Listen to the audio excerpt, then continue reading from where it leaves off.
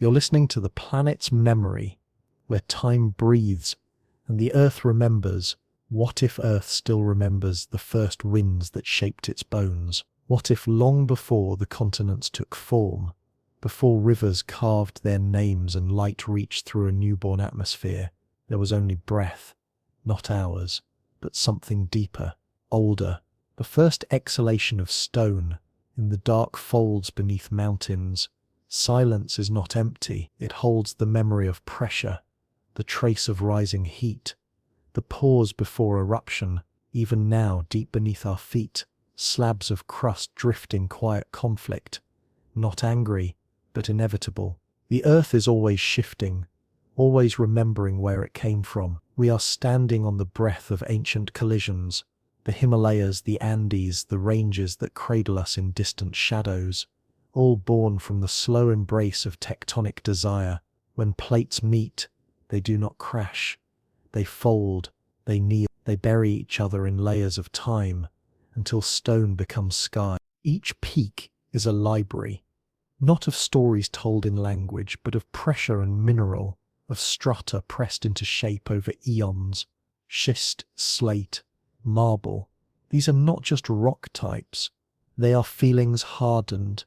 Take a piece of gneiss in your hand. It was once sediment drifting quietly on the floor of a sea that no longer exists. Then it was crushed, heated, folded, transformed not in an instant, but over millions of unspoken years.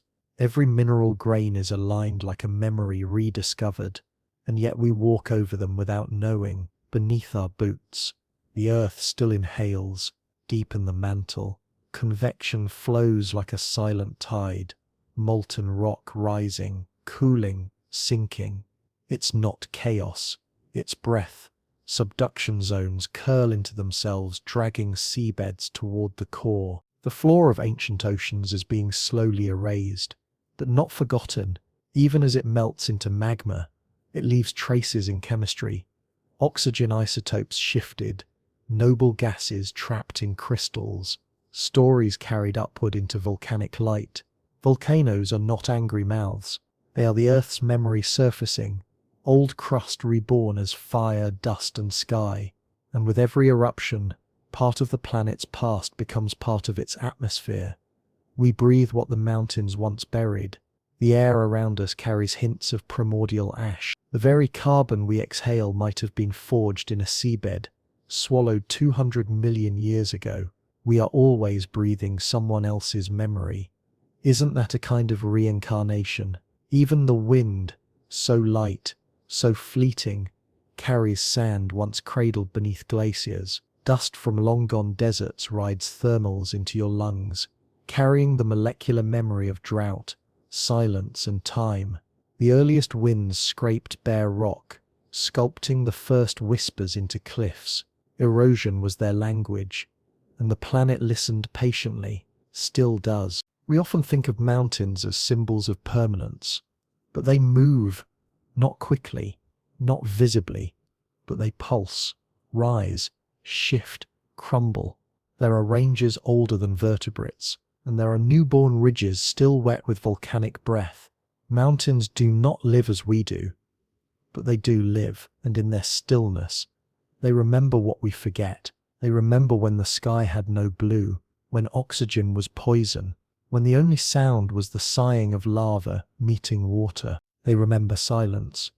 Not the silence of absence, but the silence of presence too large to speak. That's what we feel, sometimes, standing at the edge of a cliff, or touching a boulder warmed by the sun. Not just rock, but time. A time so vast it cannot be held in thought, only felt in the breath. And yet, if this much can be forgotten, what else might still be dreaming beneath us? From that question, the silence deepens, and the earth turns another page of memory. The mountains fade into the distance, and we descend slowly into the seabed of time. Here the light becomes ancient, diffused, dreamlike.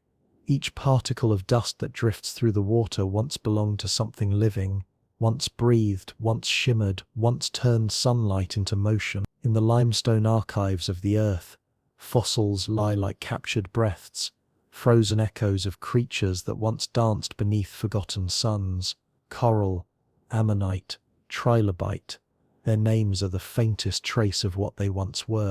They were not just animals, they were architects of light. Each rib, each shell was a conversation between mineral and memory. Long before our eyes evolved to see it, the ocean glowed, not with light as we know it, but with a radiant chemistry, the quiet burning of creation itself. Calcium, carbon, silica, the building blocks of being, drifting through ancient seas like seeds of memory. In that drifting, life learned how to leave an impression. When a creature dies, it does not vanish. It becomes an imprint. Its body dissolves, but its shape remains, pressed into sediment, held in the mineral heartbeat of the planet. Over eons, that impression hardens into stone. The soft becomes eternal, the fleeting becomes fossil, and deep within those layers, sunlight still lingers, trapped in carbonate, filtered through time. Each fossil holds a small trace of the energy that once moved through it. A spark of the ancient sun turns solid. When you hold a fossil in your hand, you're not just touching bone, you're touching light, slowed into stillness. Imagine the reef worlds that once were, vast coral forests rising toward the surface, fractal and endless, teeming with creatures that shimmered like thoughts. The ocean's skin rippled with gold, while below the darkness hummed. Bioluminescent forms drifted through the abyss, constellations born from salt and instinct. For millions of years this light wove itself into shells, carapaces, teeth, each one a silent witness to the turning of the earth. And then extinction came, not as violence but as a slow forgetting. Temperatures shifted, currents changed, continents wandered apart, species vanished, and their luminous bodies settled to the floor, layer upon layer, until even the ocean forgot where they had lived. But the earth did not forget. In limestone cliffs we read their story. Geologists trace the Carboniferous seas, the Cambrian explosion, the long rhythmic breathing of life and silence. Strontium isotopes tell us of the water's chemistry, the balance between creation and collapse. Even the ratio of oxygen in a shell reveals the climate of an age long gone, a diary written in calcium, signed by time itself. Sometimes, fossils feel like messages left for us, not words, but impressions. Each one whispers, "We were here. We became part of you," because the calcium in our bones once flowed through those same oceans. We are built from their memory, and in a way we are the continuation of their breath, the echo of creatures that turned light into life, and life into stone. Every heartbeat, every inhale, carries a trace of their rhythm. We are walking archives of ancient oceans. Even now, new fossils are being written. The slow compression of our age, our plastics, our cities, our bones. Future beings may one day read us in strata, find our outlines and wonder what kind of light we once reflected. It's strange, isn't it? How something as fragile as a shell can outlive empires. How the smallest creature can leave a mark that lasts longer than stars. The fossils do not speak in sound. Their language is pressure, and their syllables are made of stone. But if you listen carefully through touch, through imagination, you can almost hear them breathing. They are not gone. They are simply waiting for us to remember how to listen. And yet, if this much can be remembered, what else might still be dreaming beneath us? From that breath of memory the sea begins to fade. The waves withdraw, leaving silence in their wake. The reefs crumble, the ocean grows heavy, and in time, only the smallest fragments remain. The shining dust of what once shimmered beneath forgotten suns. Sand. It begins as mountains, but ends as whisper. Each grain is a story eroded to simplicity. Quartz, feldspar, shell, glass, fragments of entire worlds that once knew the taste of rain. Long after the tide retreats, the grains continue to move, driven by wind, by gravity, by the restless memory of motion itself. There is something infinite about sand. It resists form but carries it. It remembers the shape of water, even when the water is gone. In deserts, dunes breathe like sleeping oceans. The wind moves across their backs, sculpting waves of silence, slow and endless. You can stand at the edge of a dune and feel the ghost of the tide rolling in, not of water, but of time. The desert floor is an ancient seabed. Every ripple of sand is a fossilized gesture, the handwriting of vanished waves. Even now, geologists can read these patterns: cross-bedding, lamination, ripple marks frozen in sandstone for millions of years. Each one is a photograph taken in the language of sediment, and within those grains, light endures. Quartz, a crystal born from pressure and heat, reflects the sun as if remembering its birthplace deep within the crust. It was once trapped inside molten rock, then released by weather and rain, carried downstream through rivers that no longer exist. By the time it reaches the shore, it is smooth, translucent, ancient, and ready to begin again. We think of erosion as loss, but it's not. It's translation. The mountain speaks, and the sand repeats it softly, endlessly. Under microscopes, we see tiny scars on each grain, collisions, journeys, wind-polished edges. Every mark is a chapter in a story, older than language. And when these grains gather, they hum together, resonating with the rhythm of the planet's breath. There are deserts where no water has flowed for 10,000 years, yet the shape of every dune still follows the geometry of waves. The same equations that describe ocean tides describe their curves: sine, amplitude, drift, mathematics written in dust. The earth never forgets its motion, it simply changes its form, and when the rain finally returns, as it always does, the dunes awaken. Water moves through sand like memory, through silence, finding old paths as if guided by instinct. Pale streams trace the same routes they did before humans walked here. Each droplet carries the ghost of ancient rivers, reunited with their scattered bed. In this moment, the desert breathes again. The scent of petrichor rises, that sweet, familiar sigh of dry soil meeting the first drops. It's not just chemistry, it's remembrance, the earth exhaling joy. Even now, satellites trace the hidden riverbeds beneath the Sahara, mapping forgotten deltas buried under dunes. They show us where forests once grew, where elephants roamed, where rainfall sang across plains. These are not just relics, they are sleeping ecosystems, waiting for a different climate to call them awake. And so when we look at sand, we are not looking at emptiness, we are looking at the quiet persistence of water's dream. Each grain, a droplet solidified, each dune, a frozen tide.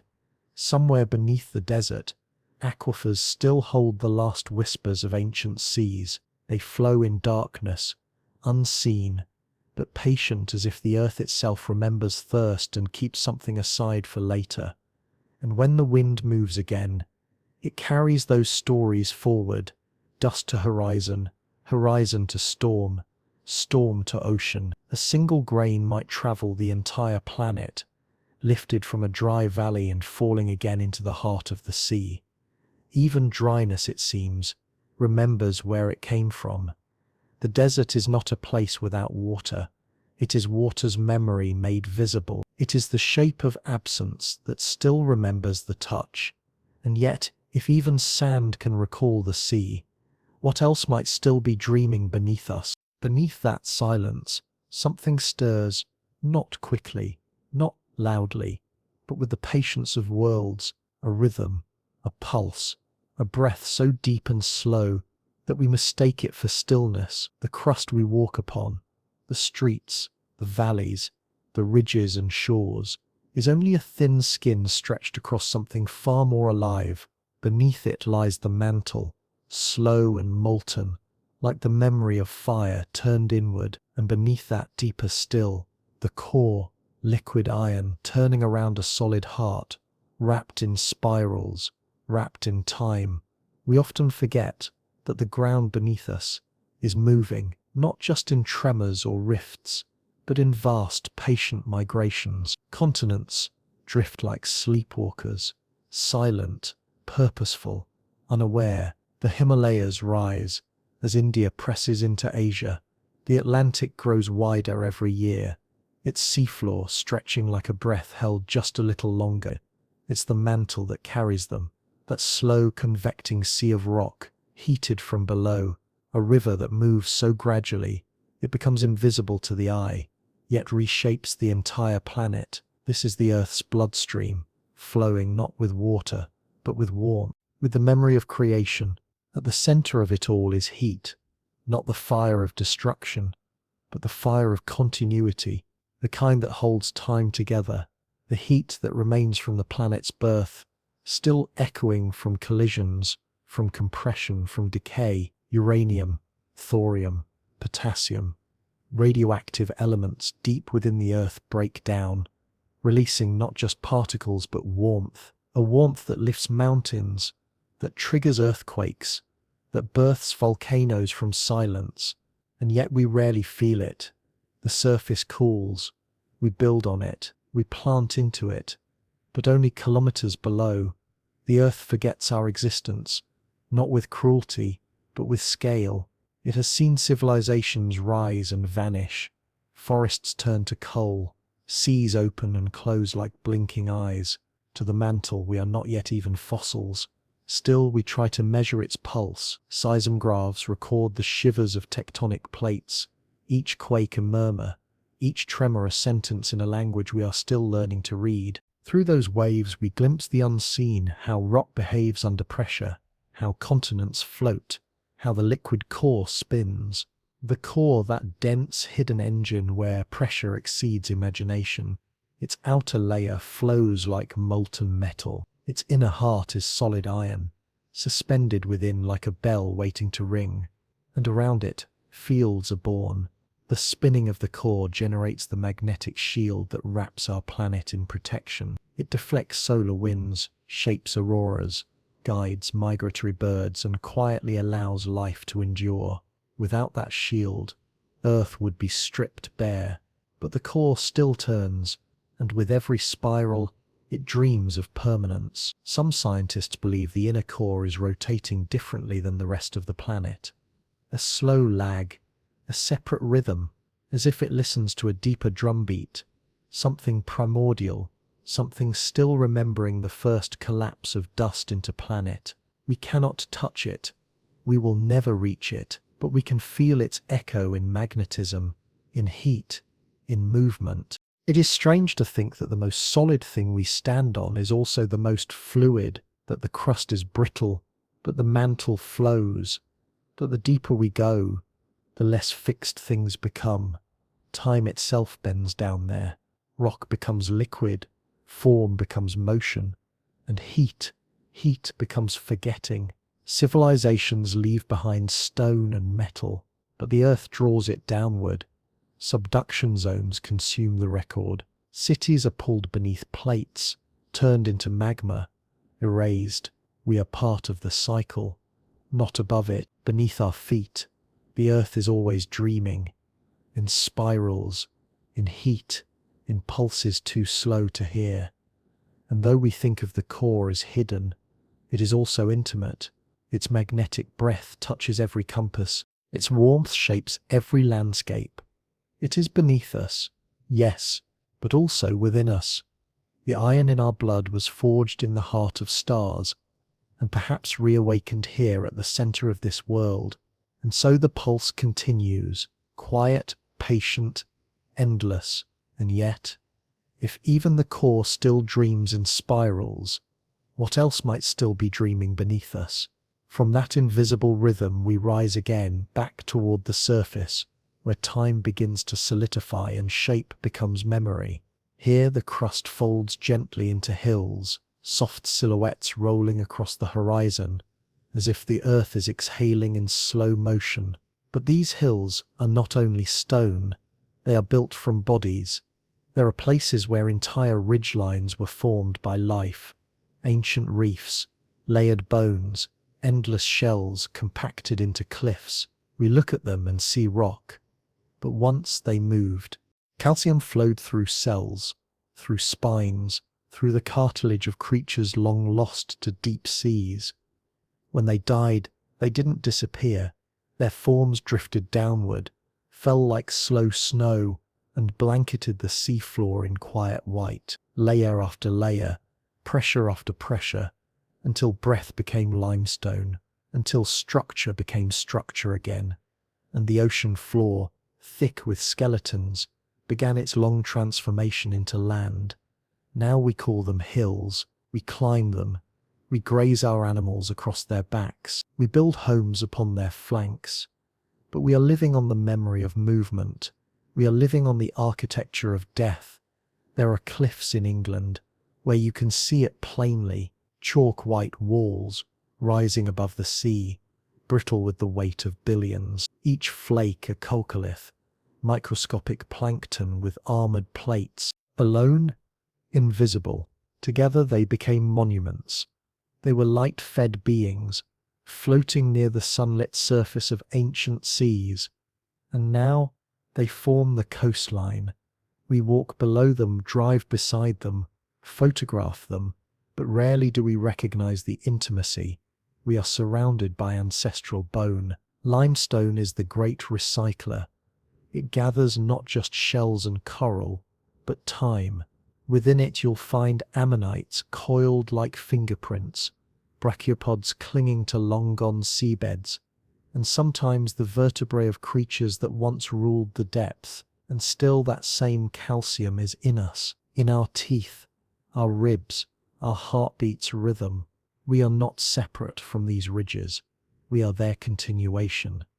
When we walk barefoot across a warm hill, and the stone presses gently against our skin, perhaps part of us recognizes it, not as foreign terrain, but as something familiar, something once inside us, something we may return to. There's a strange comfort in knowing that life does not vanish, that it reconfigures, compresses, solidifies, that the breath of trilobites might now support a forest roots, that the backbone of a plesiosaur could now be the foundation of a village. We often ask where the dead go, but the earth does not send them away. It layers them gently into form. Hills are not just raised land. They are memory rising. Even the soil that covers them is rich with carbon passed down through decomposing time. Every handful is thick with story. The green of the grass, the hum of the insect, the pulse of tree roots, all fed by what once had pulse itself. And in some places caves open within the limestone, dark, echoing chambers, formed by the slow dissolving of bone rock through acidic water. Within them stalactites drip in rhythms, measured by centuries. Calcium, again finding its way from roof to floor like a slow return to the beginning. Caves are the reverse of hills, where hills rise with death.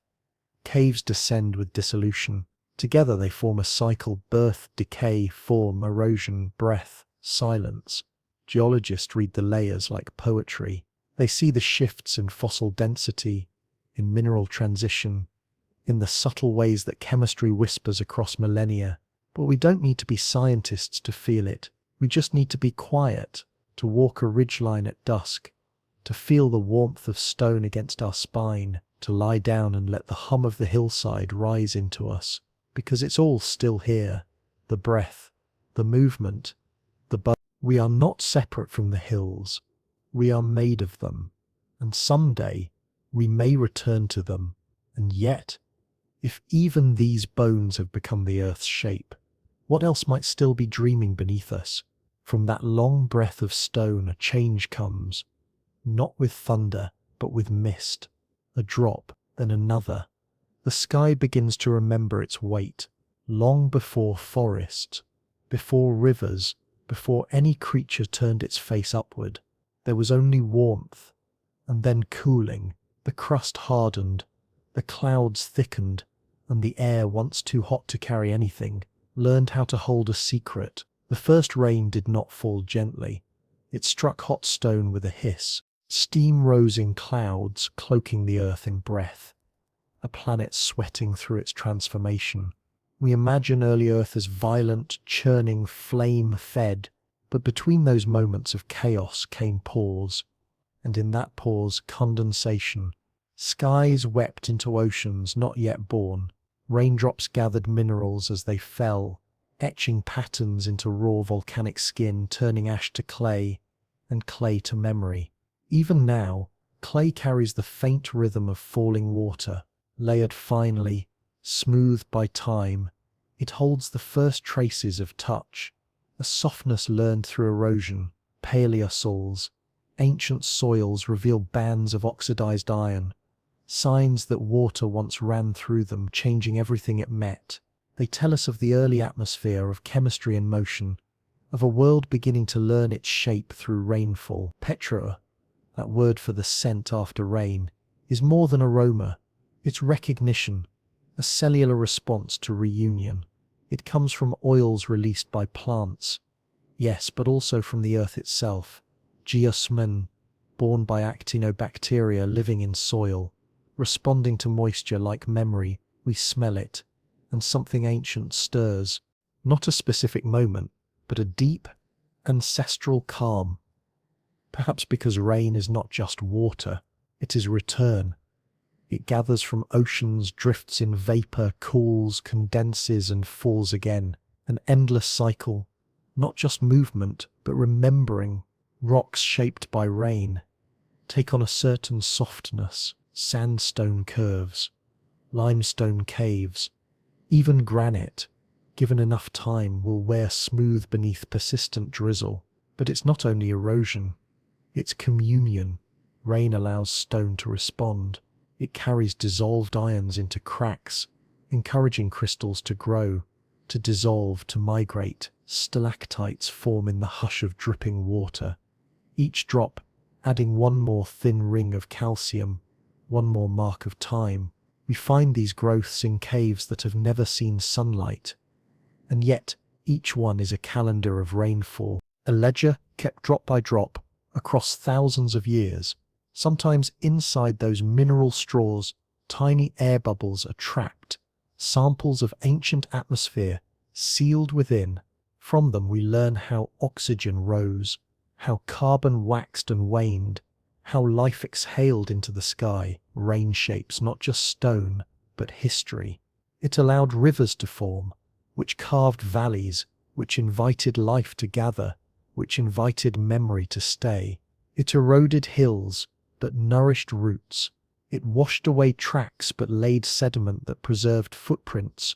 It created the very conditions in which fossils could be buried, and later discovered. Without rain, memory might never have taken hold. And yet in deserts, we still see its absence, speaking. Dry lake beds, cracked into hexagonal mosaics, salt flats where rain once danced, canyons, carved by floods that now visit only once in a century. These dry places echo with forgotten storms, and still the earth remembers how to welcome them. There are seeds in arid soil that wait years, even decades, for a single drop. The moment it arrives, they bloom overnight. A sudden riot of color, a reminder that memory is not only in stone, it lives in potential. Rain is both cleansing and carving. It erases and it inscribes. It brings life, and it carries away. But always, it reminds the earth of its softness, of its ability to yield, to feel, to respond. The planet learned to cry, and in doing so, it began to grow. And still, even in drought, even in dust, you can smell the memory of rain before it comes. The earth has not forgotten how to weep. And yet, if even the sky can recall the first drop, what else might still be dreaming beneath us? From rain's memory, we descend again, not toward the surface, but below it, below the layers that once drank the storm, below the soil, the sediment, the stone, to where continents vanish. There is a place, deep, slow, hidden, where the edges of the world are gently folded under themselves, not torn, not broken, but offered, as if each tectonic plate kneels in quiet surrender, sliding downward into the mantle's open arms.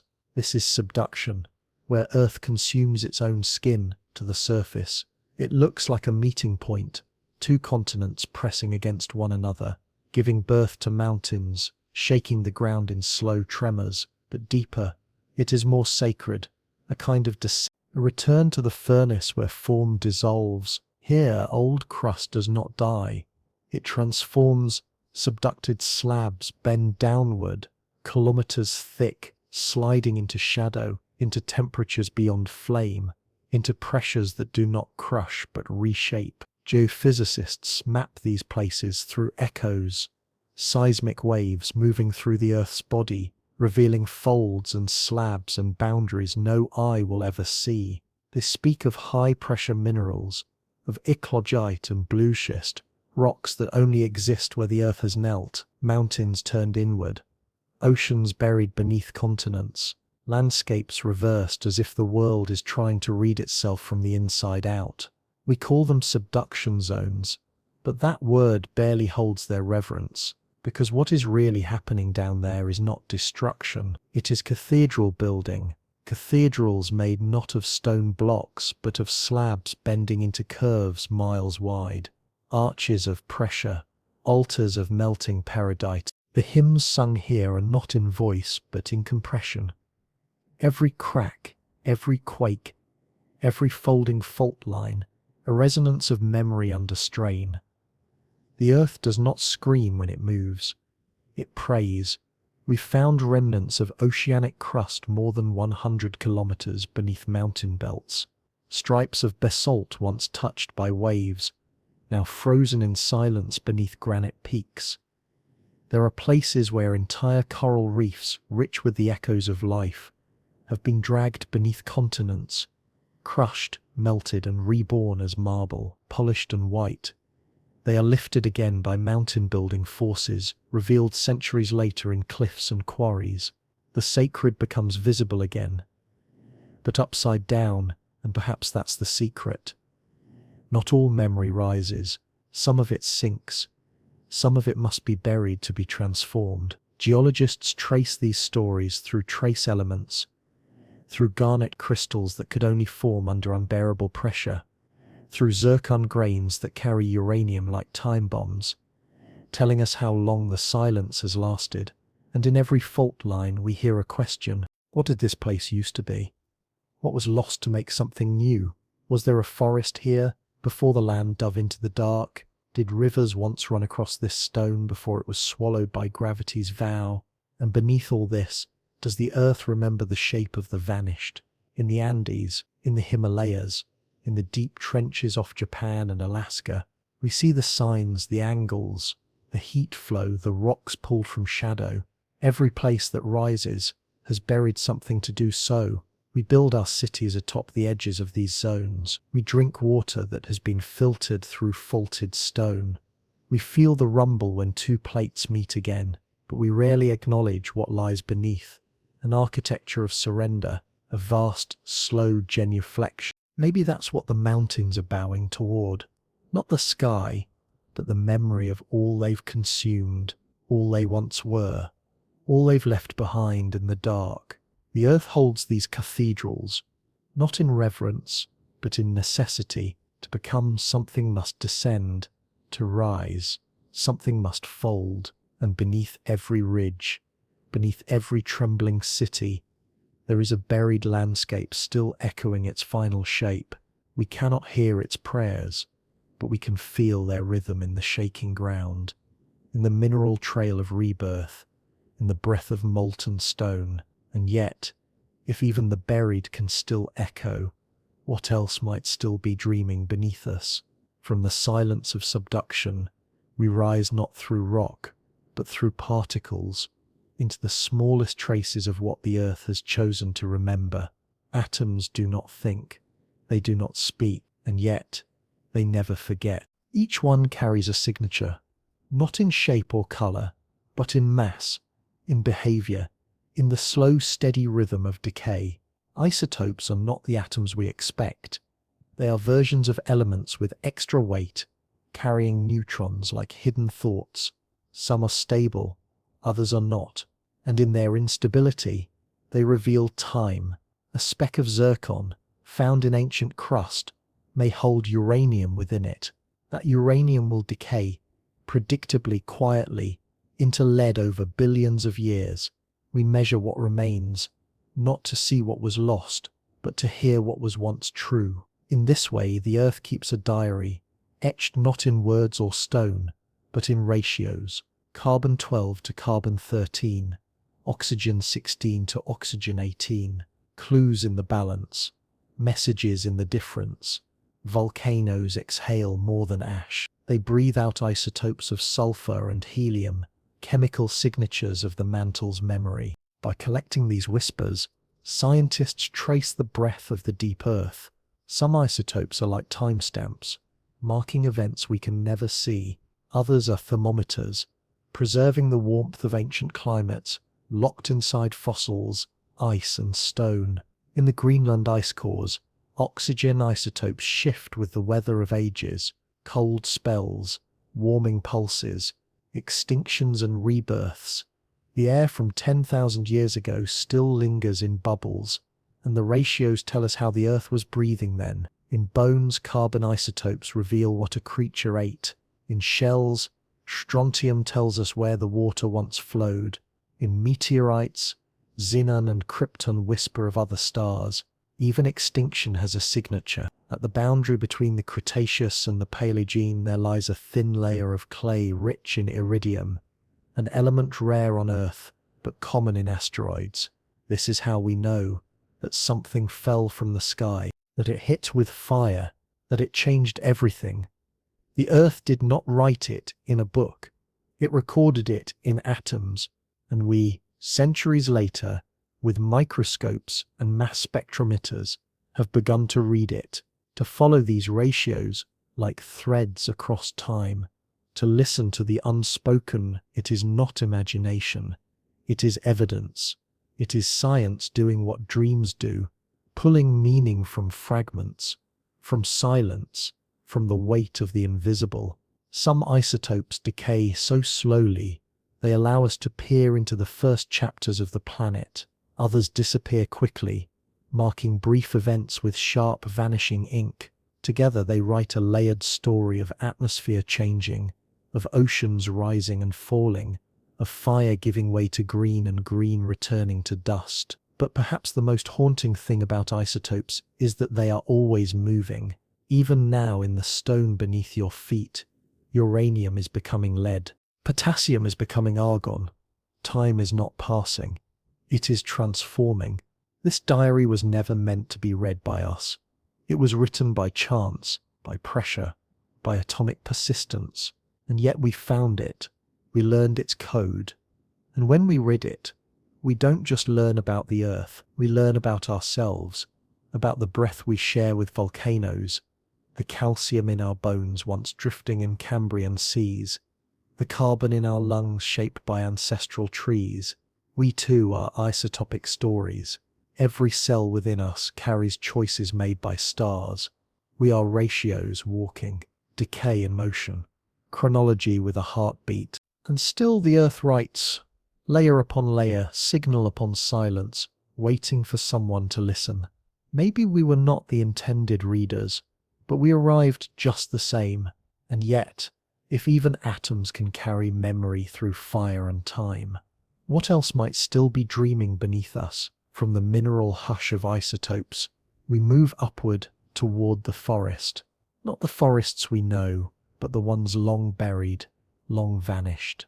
The ones that left no roots behind, only residue, only resin. Here memory is not a fossil of bone or shell. It is light, frozen, transformed. Amber is not stone. It is time made tender. The slow blood of trees once spilled in injury, now solidified in grace. And within its golden stillness, a world waits. There are pieces of amber small enough to sit upon a fingertip, yet they carry entire mid-moments from the deep past. A mosquito mid-hover, a beetle mid-turn, a petal still unfolding, never to finish its bloom. No other material holds time with such softness. To touch amber is to touch the skin of an ancient forest, a canopy that once breathed warm, wet air into a sky we no longer remember. Millions of years ago, trees exhaled resin in defense or grief, wounds in bark, bleeding slow, sticky threads, and in that flow, the forest trapped itself, its insects, its pollen, its breath, that resin hardened, buried in sediment, sealed away from decay. Under pressure, over epochs, it became amber, not fossil but preservation, not rock but glass, made from longing. Inside some pieces, there are air bubbles, tiny perfect spheres sealed during the time of dinosaurs, still holding the same atmosphere they breathed, samples of lost skies, unwhispered weather. Some of these bubbles have been tested, revealing oxygen levels higher than ours, carbon dioxide far lower, each one a silent data point, a ghost of climate carried forward. But beyond science, there is something else, a feeling. To hold amber is to hold a pause, a breath between ages, the eternal moment before change. And in that moment, silence lives, not the silence of emptiness, but the silence of stillness preserved, a silence that once buzzed with life, now mute, yet not gone. Inside amber, time folds differently. The insect's wings do not decay, the colour remains, the shape is untouched by erosion or fire. In a world where everything is in motion, amber offers a place where nothing moves, where nothing has to. It is a sanctuary of memory, a translucent archive, and yet it is not loud about what it knows. Amber does not shout its history, it glows softly. We have found amber on every continent, in coal beds, in riverbanks, in cliffs high above the sea, even in the Arctic, where forests once stretched under a sun that circled without setting. Even there, resin dripped from trees, fell into ferns, and remembered.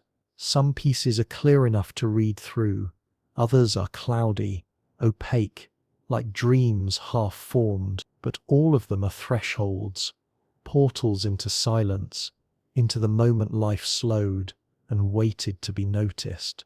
Amber beads were among the first things we ever shaped, worn as protection, as mystery, as warmth. Perhaps we recognized something in it. The feeling of holding a world too fragile to survive. Today, scientists scan amber in micro-CT machines. They count legs, examine antennae, trace evolutionary lineages inside these golden tombs. They extract DNA, sometimes usable, often degraded, but always potent with possibility. Could we recreate these insects? Could we revive the forest's chorus? Or should we simply listen? Because maybe the silence in amber is not asking to be broken, but to be honored, to be held, as we hold memory, delicate, glowing, nearly forgotten. We often think of history as loud wars, eruptions, extinctions, but this is the history of pause, of being caught mid-breath and staying there forever. And when we gaze into it, what do we see? Not just insects, but the stillness within ourselves. The part of us that remembers what it felt like to be small, to be cradled in golden warmth, to be suspended in the quiet before the next storm. And yet, if silence itself can survive in resin and light, what else might still be dreaming beneath us? From amber's hush, we emerge into motion, not of water or stone, but of air, something lighter than memory, yet heavy with presence. The wind arrives without shape. It has no skeleton, no edge, and yet we feel it on our skin like the breath of an unseen story. Wind never stays, but it never truly leaves. It moves between everything, mountain and valley, dune and sea, carving not with strength, but with time.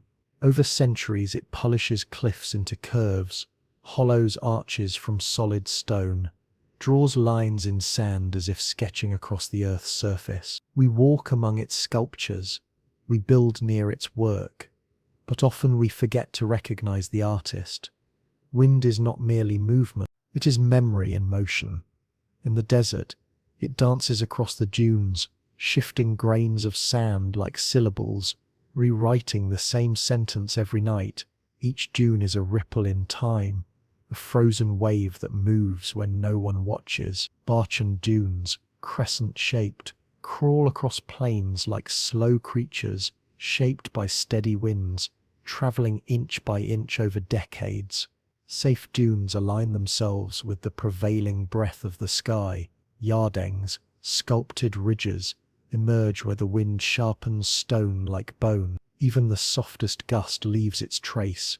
There are rock faces, hundreds of miles from any coast, that bear the smooth signature of wind-polished grains, an abrasion so gentle it could never be seen in a single day, but over centuries becomes undeniable. This is the paradox of air. It is invisible, but its touch endures. In the American Southwest, arches span the sky, massive stone bridges, left behind by wind's endless patience. Each opening began as a crack, then came frost and sun and wind, and slowly the stone began to open its eye. The air did not break the stone. It invited it to reshape, and in reshaping the stone remembered how to move. Even in stillness, it curves in response. Wind has shaped more than land. It has shaped life. Birds learn to ride it, to use thermals as stairways, to cross oceans with no more than wings and air. Seeds hitch rides in its swirling arms, pollen dances from tree to tree, carried by currents so faint we cannot feel them, but vital enough to shape forests, insects, dust, spores. Entire ecosystems drift on the breath of wind. It connects everything, and yet we cannot hold it. Sometimes it arrives as a whisper, other times as a roar. But even hurricanes carry history. The Sahara releases dust that crosses the Atlantic, feeding the soil of the Amazon rainforest.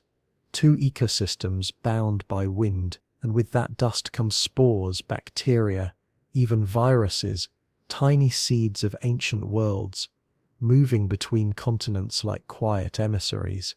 The air we breathe today has touched volcanoes, swept through temples long crumbled, lifted ash from ancient pyres, and carried the scent of rain across deserts. It has passed through lungs not just of animals but of forests, of time. We live in the wake of air, we inherit its choreography, and when we build, we follow its path. Cities rise where breezes cool the heat. Roads follow valleys carved by prevailing winds.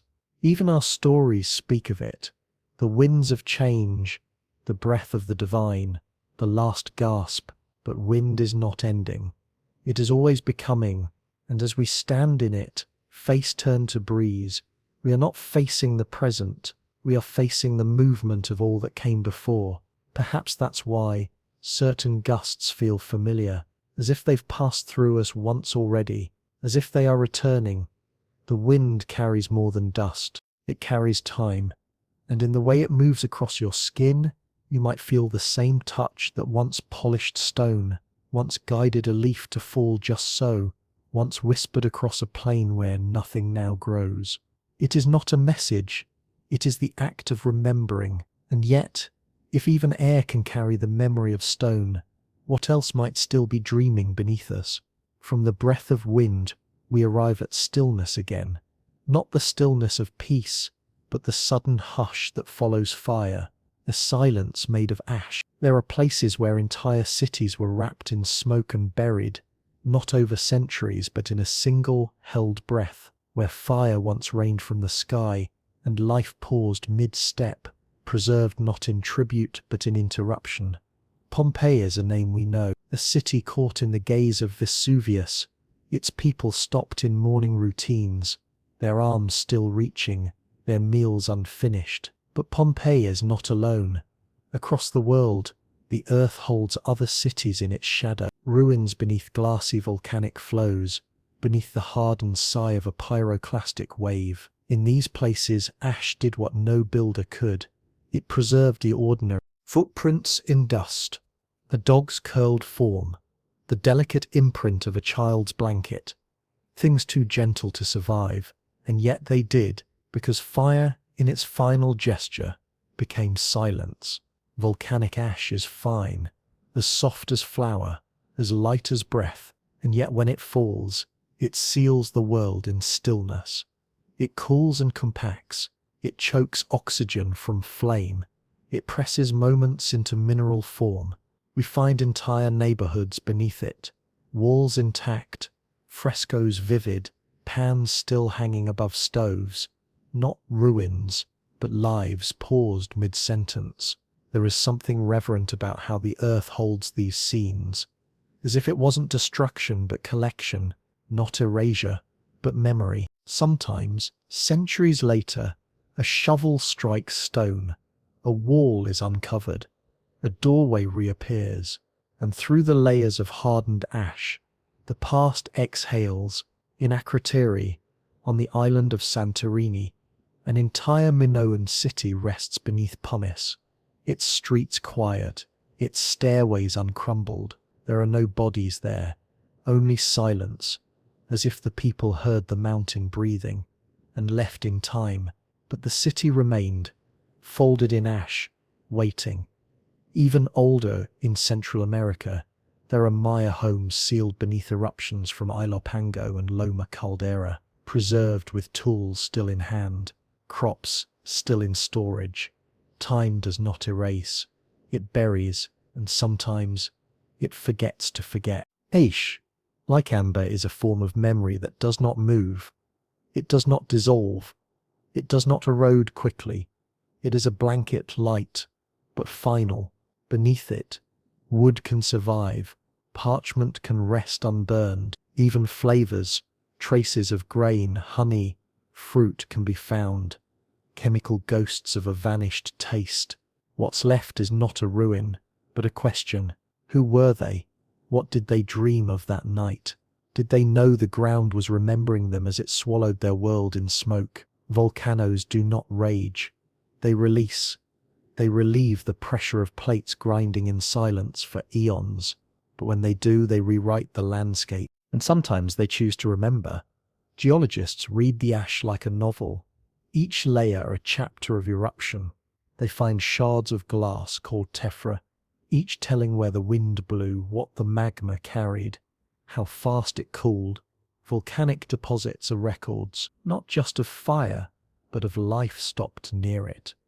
And in the quiet below those layers, cities sleep, not abandoned, just paused, waiting for light to find them again. And when it does, when archaeologists brush away the soot, when tools rise into daylight, when murals emerge in pigment untouched, we feel time bending, not backwards but inward, as if the earth has handed us a sealed letter, written in urgency, now finally opened, and inside, not a warning, but a mirror, because we too are cities. We rise, we build, we breathe, and we forget how easily we might be sealed away. What we leave behind may not be what we intend. A cup, a door frame, a piece of bread, it may become our voice in a future we'll never see. Perhaps that's why the ash feels sacred. It holds not what was grand, but what was real. And yet, if even fire can become memory, what else might still be dreaming beneath us? From the hush of cities beneath ash, we move toward a different kind of stillness. Not one caused by eruption, but by patience. There are places where water once ran, tumbling down slopes, cutting canyons, chattering over stone in languages long since lost. But then one day, it stopped. Not with drought, not with heat, but with something far more quiet. Mineral by mineral, molecule by molecule, it turned to stone, as if the river mid-motion took a final breath and held it. These are the petrified rivers, the silent streams, the stone cascades, valleys where water once sculpted its way through earth and gravity, and now remains a sculpture itself. In Yellowstone, in Cappadocia, in parts of China and Patagonia, we find entire riverbeds made of quartz and calcite, curved like they're still moving, but still frozen not by cold, but by chemistry. It begins with saturation, water heavy with dissolved minerals, silica, calcium carbonate, iron oxides, dripping through forests, winding across volcanic plains. This water carries more than itself, wherever it slows, in pools, in bends, around fallen logs. It begins to give up its burden. Minerals precipitate. They coat surfaces. They build layer upon layer, until wood becomes rock, foam becomes ridge, and flow becomes fossil. Petrified wood is the most familiar version of this pause. Trunks, once soaked in groundwater, replaced cell by cell with silica, tree rings preserved in opal and chalcedony. But entire riverbeds can undergo the same transformation. What once was flow becomes sculpture. What once rushed now echoes. We walk across them, stepping unknowingly on the stillness of water, on ripples that will never change, on curves that once carried motion. It feels like a secret, like stumbling across a dream that forgot how to end. Geologists call them tufa terraces, travertine cascades, silicified channels. But beneath the names there is wonder, because the earth, it seems, knows how to pause, to stop mid-sentence, and let silence speak instead. Some of these rivers are only partially petrified, stone-framing streams that still run through their center, like time caught between forgetting and remembering. Others are dry, fully transformed, their shapes so perfect you expect them to move again, but they won't, because what you're seeing is not the river, it's its memory, encoded in mineral, held in shape. These places remind us that flow and stillness are not opposites. They are stages of the same breath, and the earth has been breathing longer than we can know.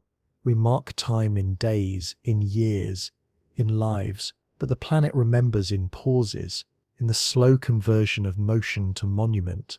When we step into these valleys, we are walking across that moment. The instant water became stone, and yet there is softness here, not in texture but in meaning, because petrification is not death, it is preservation, a way for form to outlast function, a way for movement to endure without moving. And maybe we need these places to remind us that stopping is not the same as ending, that sometimes the most beautiful stories are the ones that never finished. A log, halfway through decay, turned to crystal. A pool, mid-eddy, now a basin of light. A stream, once singing, now whispering through stone. The river never intended to stay, but here it is, and perhaps we've stepped across its pores without knowing. And yet, if even water can remember its shape in silence, what else might still be dreaming beneath us? From rivers turned to stone, we drift into something stranger, a layer that is not ancient, but recent, not shaped by nature alone, but by us. Beneath the soil, below the concrete, a new layer is forming, not of shells or coral, but of wire, ash, aluminum, and plastic. The residue of civilization. Future geologists may find it a strange seam in the rock record, metal-rich and polymer-bright, filled with the crushed bones of cities. They may call it the techno-fossil horizon, a boundary of us, our age pressed into sediment, our story laid down like silt, every bottle cap, every skyscraper beam, every phone discarded in a landfill. It all becomes part of the Earth's memory, not erased, but buried. Civilization, it seems, is becoming geology. Our landfills are layered like middens, stratified by consumer trends, carbon dated by packaging. Our highways may fossilize, ribbons of tar embedded with steel and soot. Our cities may compress, glass fractured into glittering seams, silicon crushed into signalless relics. And if tectonics are kind, some of it will survive, some of it will be subducted, melted, recycled into magma. But other pieces may remain buried beneath lakes, beneath salt beds, beneath silence. A fossil is not always bone. It is persistence, a shape that endures beyond its function. And what we build, what we discard, has become a new kind of fossil, technofossils, not shells but gears, Not leaves, but circuit boards. Not nests, but high-rise apartments, entombed in concrete. Already, microplastics drift through oceans, settling into sediments, mingling with clay and shell fragments. Already, radionuclides from nuclear tests are detectable in ice, in bone, in breath. We have entered the Anthropocene, an epoch defined by us, and what we leave behind may be our loudest whisper. Satellite debris orbits the planet, like a ring of future fossils, not yet fallen, batteries buried beneath sand, phones lost in trenches, code written into chips that no longer speak. And yet, this too becomes Earth. It joins the long rhythm of sedimentation. Layer after layer, civilization becomes rock.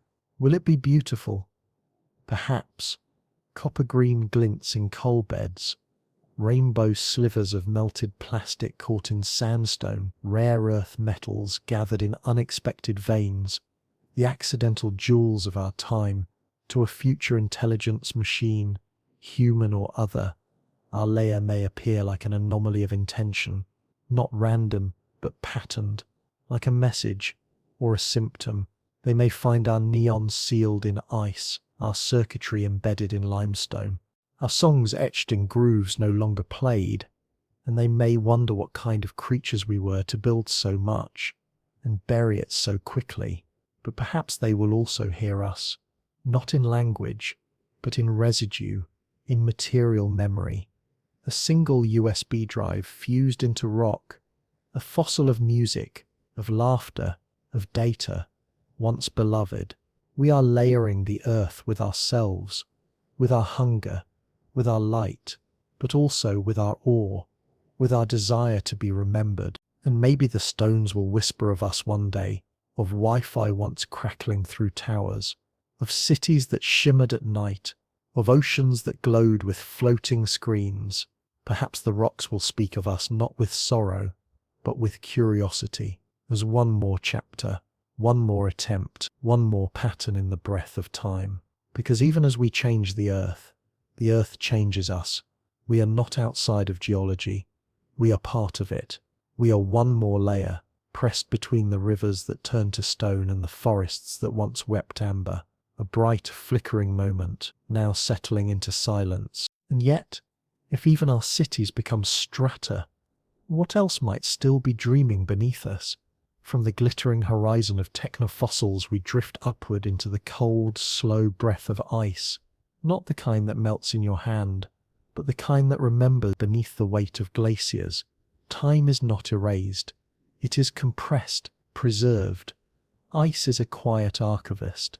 It gathers snowflake upon snowflake, layer upon layer, each year pressed gently into the last, until snowfall becomes memory, and memory becomes ice, in Greenland, in Antarctica, in mountaintop vaults around the world. These frozen bodies grow not just in mass, but in story. They trap air, tiny bubbles, sealed in crystal, each one a breath from a different sky, from before the Industrial Revolution, from before the Roman Empire, from before the mammoths vanished. When scientists drill deep into the ice, they listen to those bubbles. They measure carbon dioxide, methane, oxygen isotopes, each one a note in the planet's ancient breath. Through these frozen records, we learn how the Earth once breathed warmer and colder, how forests moved, how deserts advanced, how oceans inhaled. Glaciers are not just cold, they are aware. They glide across continents like sleeping giants in motion, so slow we barely feel it, but powerful enough to carve valleys, to raise moraines, to shape entire landscapes. And as they move, they carry what lies beneath: stones, fossils, wood, even the remnants of human settlement, buried tools, ancient fire rings, bones caught in the freeze. Nothing resists the glacier's advance, but nothing escapes its preservation either. There are mammoths in Siberia so perfectly frozen that their flesh still holds the texture of life. Their last meal remains in their stomach. Their eyelashes still brush the ice. What else waits there?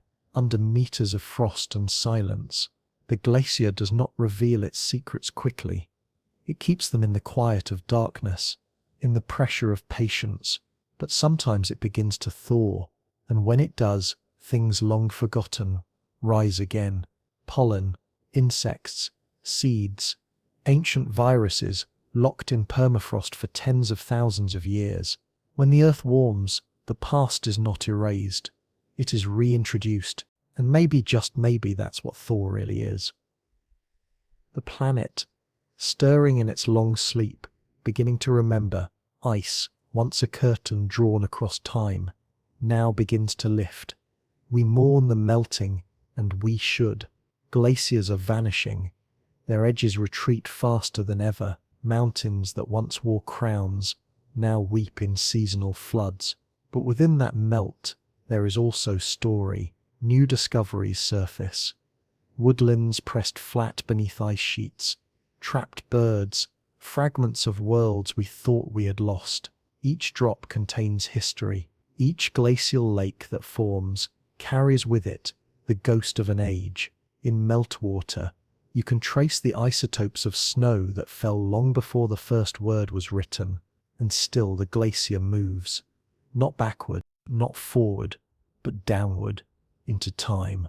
Its body groans with the slow sound of gravity's patience. Crevices open like mouths, then seal. Each shift, each fracture, is the language of pressure. Slow, unreadable, but full of meaning. The ice listens, the ice absorbs, and beneath it, the land changes, rebounds, waits, breathes. We walk upon ground once pressed flat by kilometers of ice, and beneath our feet, the crust still rises, millimeter by millimeter, as if exhaling the weight. There is no rush. The earth remembers slowly, but it does remember. In every frozen flake and crystal seam, in every valley gouged by ice, in every melt-fed stream, we feel the trace of memory, and perhaps this too is a kind of dreaming. A dreaming in cold, in weight, in clarity. A dream the planet held for us, not to keep us warm, but to keep us aware, because ice does not only chill, it reveals, and yet, if even cold can carry memory like light, what else might still be dreaming beneath us? From the quiet drift of ice we turn inward, not toward what we see, but what we feel without knowing. A pull, a direction, the soft insistence of a compass in the hand, a bird turning mid-air, a salmon returning upstream. Magnetism, invisible, ancient, always shifting, deep within the earth, beneath the crust, beneath the mantle the core spins, iron, liquid and restless, circulating around a solid heart. This movement, driven by heat and rotation, generates a field, a planetary hum, a magnetic breath that wraps around us in silence. We live inside this field. It shields us from solar wind, shapes auroras in polar skies, guides animals across oceans and flocks across continents. But it is not fixed. The poles wander. They drift slowly, then suddenly they reverse, south becoming north, north becoming south, not once, not rarely, but again and again over hundreds of thousands of years, and each time they do, the memory is written in stone. Basalt, cooled from lava, preserves the orientation of the field at the moment it solidifies. Tiny crystals of magnetite align themselves with Earth's magnetic lines, like compass needles frozen in place. Layer after layer, these rocks hold a record, a ghost trail of vanished poles. Geologists call it paleomagnetism, a magnetic diary in volcanic ink. From the ocean floor they read stripes of opposing polarities, dark and light, reversed and normal, symmetrical around mid-ocean ridges, proof that the crust is spreading, that continents drift apart like slow boats, and that Earth's inner voice has changed direction many times. Even now, the North Magnetic Pole is moving faster than ever recorded, racing across the Arctic at tens of kilometers per year. We update our navigation, we adjust the models, but beneath it all, the question remains, Why does the earth forget its direction? Or perhaps is it not forgetting but resetting, rebalancing? The field has weakened before, collapsed into near silence, then reformed, reversed, and carried on. During those times the planet was vulnerable. More cosmic rays, more ultraviolet light, but life endured, migrated, adapted. And still, magnetism whispered. It whispers in birds, who see magnetic lines as colour, in turtles, who feel the strength of the field as home, in fish, who align with it during sleep. It whispers in us too, not in instinct, but in curiosity. The compass is not a tool, it is an invitation to move, to explore, to follow something unseen. But what happens when the field goes quiet, when north disappears? Some rocks remember a time when magnetism flickered, divided into many small poles, confused, chaotic, and yet beneath the noise, the earth still turned. The core still spun. The hum continued. Perhaps direction is not a fixed point, but a rhythm, a song we've forgotten how to hear. Even in death, magnetism leaves a trace. Old stones still point, not to where north is, but to where it was. Their memory is not emotional, but elemental. Iron never forgets the direction it once faced. In this way, mountains become maps, ocean floors become records, lava becomes compass. And though the needle may shift, something in the Earth's heart keeps turning. Maybe we don't follow magnetism. Maybe we are part of it. Our blood contains iron. Our nerves spark with electric current. Our cells, like stones, feel the subtle pull. And when we stand still, very still, we might feel it, a pull, not outward, but downward, toward the core, toward that slow molten memory that never stops moving.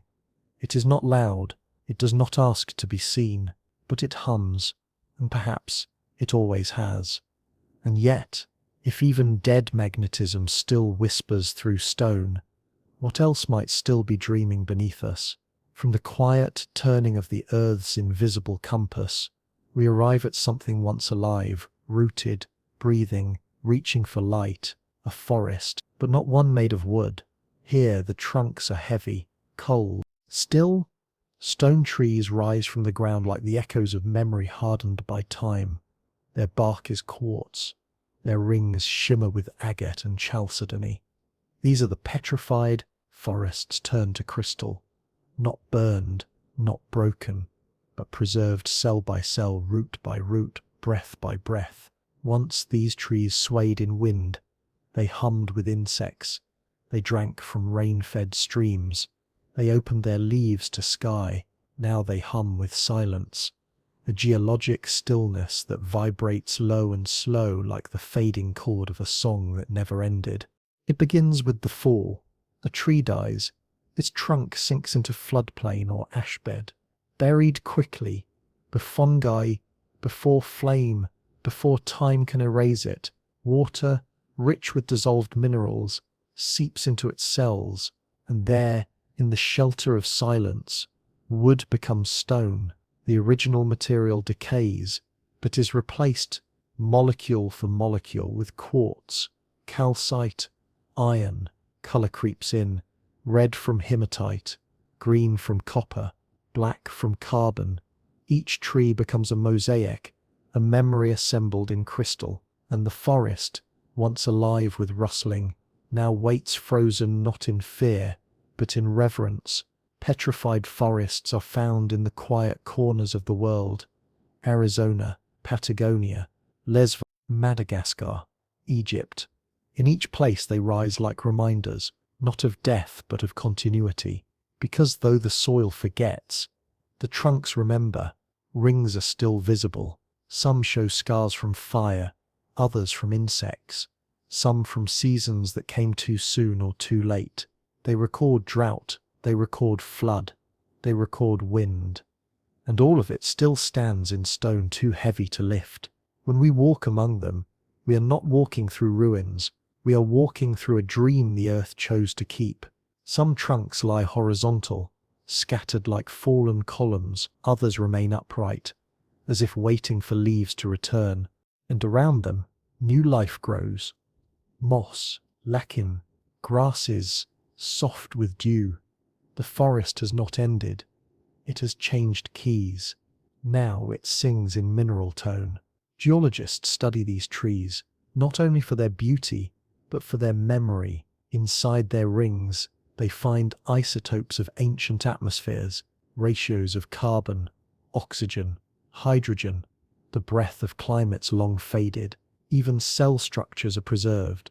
Xylem, phloem, vessels like stone lace, the architecture of life reconstructed in quartz, and still they hum, not in sound, but in presence. When the sun strikes polished petrified wood, light bends through its layers like stained glass made from roots. There is reverence in that glow, a kind of lullaby that never needed words. Some say the trees are silent, but maybe we are too loud to hear them. Maybe beneath the moss, beneath the shimmer, beneath the centuries, the song continues, measured in minerals, sung in stillness. We touch them now as visitors. We place our palms against their cooled bark and feel nothing, and yet everything, because time has not erased these trees. It has enshrined them, turned them into monuments, not of what passed, but of what persisted. Their roots no longer drink, their branches no longer reach, but they remain, and maybe that is enough. Maybe this too is a kind of life. And yet, if even trees can become songs carved in crystal, what else might still be dreaming beneath us? From the petrified hush of forests we follow the earth's memory into its tensions, into the deep seams where land meets land, where silence is not stillness, but pressure, fault lines, long invisible boundaries beneath our feet, drawn not by humans but by motion, where tectonic plates touch. The planet listens. These are not wounds, they are edges of conversation, not eruptions of violence, but places where the earth edits itself. When two plates meet, they press, they pause, they resist, and then suddenly they release. We call it an earthquake, but to the planet, it's a sentence continuing, a tremble in thought, a correction, a new line carved by force. The ground shifts, but not in anger, in adjustment, because nothing here is static. Even the crust beneath mountains, the floor beneath oceans, moves. Fault lines are where this movement accumulates, like breath held too long, like a thought paused at the edge of speech, and when it can no longer hold, it echoes. The seismic waves ripple outward, through stone, through sediment, through memory. They bend buildings, they shape rivers, they rephrase entire coastlines. But beneath destruction there is intention. Each quake is a reminder. The earth is not finished. Even the deepest rocks fold like fabric under the weight of time. They ripple, they crease, they align into metamorphic stories read only by pressure. In fault zones, old layers are pushed upward. Fossils from seabeds emerge on mountaintops, entire epochs rearranged. Some faults creep slowly, sliding year by year, imperceptible without instruments.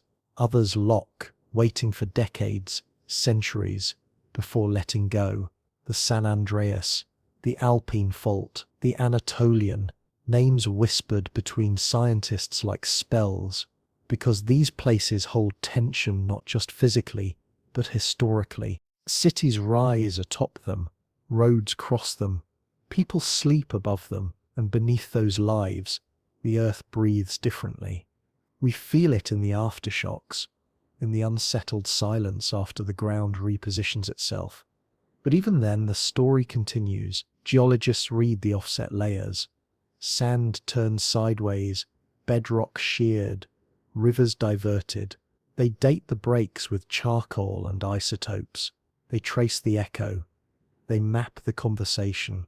Each fault line becomes a chapter in the Earth's evolving thought, and we, the species walking above it all, are footnotes, brief, bright, aware but not in control. Perhaps that's the lesson of these cracks. that we are not passengers on a still world. We are part of its revision, its folds, its edits, its pauses and releases.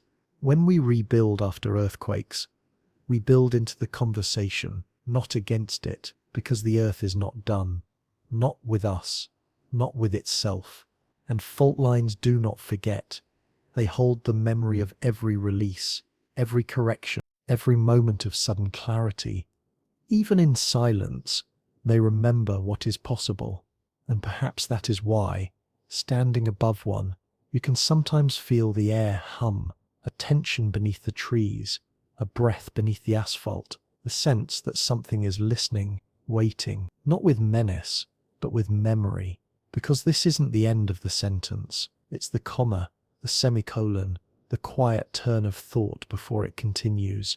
And yet, if even the cracks remember the earth's long sentences, what else might still be dreaming beneath us? From the shifting seams of fault lines we descend, not into danger, but into silence, into the breath of stone. There are places beneath the surface where air moves in and out, not with violence but with rhythm, breathing, slow, ancient breathing. Caves, hollow spaces shaped not by hands but by time and water, born of limestone, of pressure, of patience. Thabor inhale in summer, drawing cool air deep into their lungs. Others exhale in winter, sending warmth through stone mouths. In a whisper you can feel on your skin. They do not pulse like lungs, but their breath is real, driven by pressure, by temperature, by the subtle shift between the air inside and out. The earth, it seems, is alive in its stillness. We enter caves expecting death, expecting absence, but what we find is memory. In every drip of water, in every echo of our footsteps, there is story. Stalactites hang like frozen time. Stalagmites rise like mineral prayers, each formed one drop at a time, calcium dissolved, then placed again. It can take a century to grow a single inch, and yet they grow. Inside them, scientists find records of rainfall, of drought, of air once alive with breath.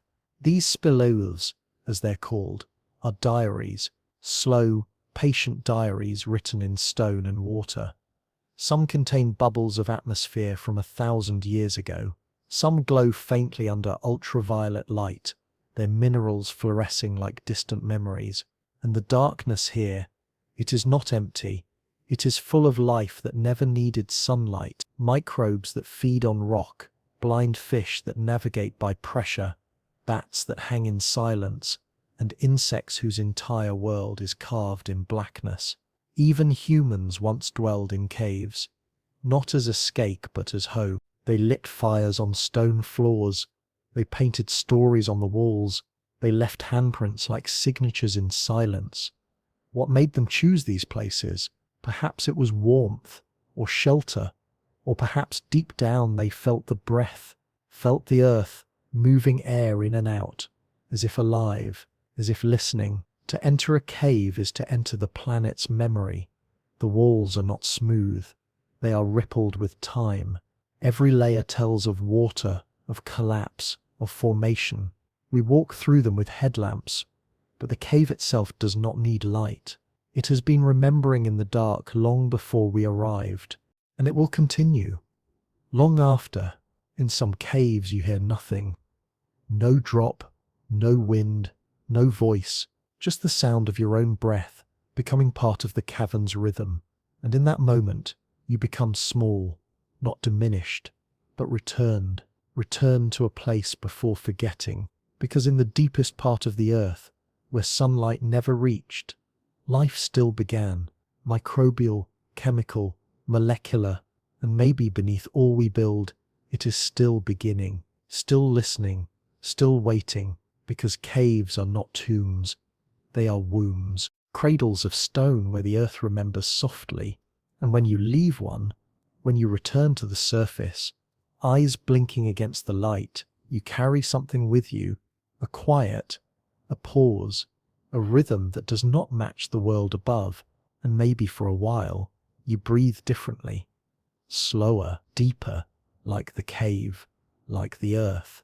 And yet, if even stone can breathe, what else might still be dreaming beneath us? From the dark lungs of caves, we rise into the layers, not upward toward the sky, but downward, where the sky has already gone, because in stone there is air, not the kind we breathe now, but the kind that once swept across mammoth plains, that stirred ferns in the carboniferous dusk, that shimmered above silent oceans before eyes ever opened to see it.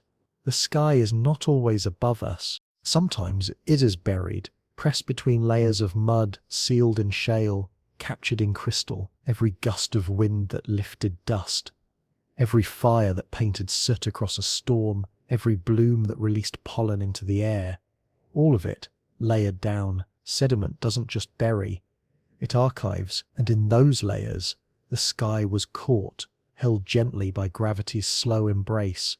There are cliffs where time is stacked like pages, each stratum a chapter, each grain of sand a word.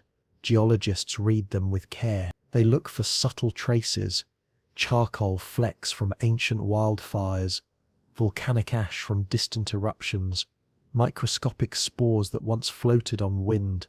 These are the fragments of sky raining downward, writing themselves into earth, and sometimes they find bubbles, tiny pockets of trapped air, sealed in amber, in ice, in salt. From them we learn what the sky once held, its carbon, its oxygen, its breath. We can measure the oxygen levels from 300 million years ago.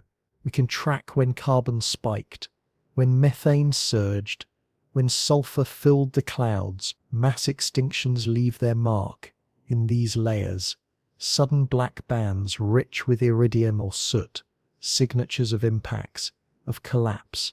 And yet between those darkened seams, life returned, new pollen, new spores, new breath, each layer holding not just loss but recovery, because the earth doesn't only bury, it remembers. We dig into stone and find echoes, a breeze turned to dust, a storm pressed into clay, a sunrise held in the pattern of minerals, and it makes you wonder, what breezes have we forgotten? What winds shaped us before names were born? The soil beneath us is not just dead matter, it is a skyfold, a sedimentary memory of air once moving. Even now, the atmosphere is writing itself downward. Every day the sky sheds, dust falls, spores settle, ash drifts. We are walking on an ongoing story. Our own fires, our own pollen, our own breath, they too become part of the next layer. One day someone may dig where we now stand and find the trace of our weather, the chemistry of our time, the breath we didn't know we were leaving behind. And what will they hear in that silence? Will they find stillness, a long drought? Or will they uncover the signature of a wind that carried renewal? Sometimes the oldest stones smell faintly of rain, a mineral memory of the sky's caress. Sometimes a thin band of clay holds the exact moment when a world ended and then began again, because even the sky, once it has fallen, does not disappear. It becomes part of the earth's thinking, part of its sediment, part of its deep breath, and the earth keeps those memories, not above us, but beneath. We dig for oil and find ancient algae. We mine for coal and find fossilized forests that once exhaled sky. We search for fossils, but bring up atmosphere, because everything that lives releases itself into the air. And everything the air carries eventually falls to rest, to be layered, to be remembered. Maybe that's why some breezes feel familiar, as though they've risen not from the horizon but from the ground. Perhaps the next wind we feel has waited a long time to return, and yet, if even the sky has roots in stone, what else might still be dreaming beneath us? From the buried breath of forgotten atmospheres, we return to the edges where land and water meet, where memory drifts in waves and the planet exhales in tides. The shoreline, a line that moves, but never disappears. A seam of motion where time folds and unfolds with every pulse of the sea. We think of it as temporary, a shifting border, a place where sand reshapes itself each morning, but it is also ancient, older than language, older even than the moon. For there were oceans before the sky held its silver companion, before lunar pull, before rhythm was regular. There were waters and there were shores. The tides then were weaker, their dance chaotic, guided by solar breath alone. But still, the oceans moved, and the shorelines whispered. Continents, in those deep times, were not as we know them. They were scattered, amorphous, drifting like dreams across a planet's restless skin. Larantia, Gondwana, Rodinia, names given long after their bones had shifted. They curled like sleeping bodies, their edges tucked into shallow seas, and at those margins, life began. Microbial mats, stromatolites, the first breathing things. The shoreline was cradle, was laboratory, was invitation, and it has always been both memory and motion. Every wave that touches the shore writes and erases at once. It carries sand, it takes it away, it reveals fossils, then buries them again. The beach is never the same, and yet always familiar. In its pattern, we feel comfort. In its change, we feel time. The sound of waves breaking is a voice we've known since before we had ears. It reminds us that nothing stands still, not even the edge of the earth, and yet in that motion, there is remembering. Walk a coastline, and you'll find driftwood from forests far away, shells from deep trenches, glass smoothed by years of tumbling, sometimes bones, sometimes stories. The tide brings all things home.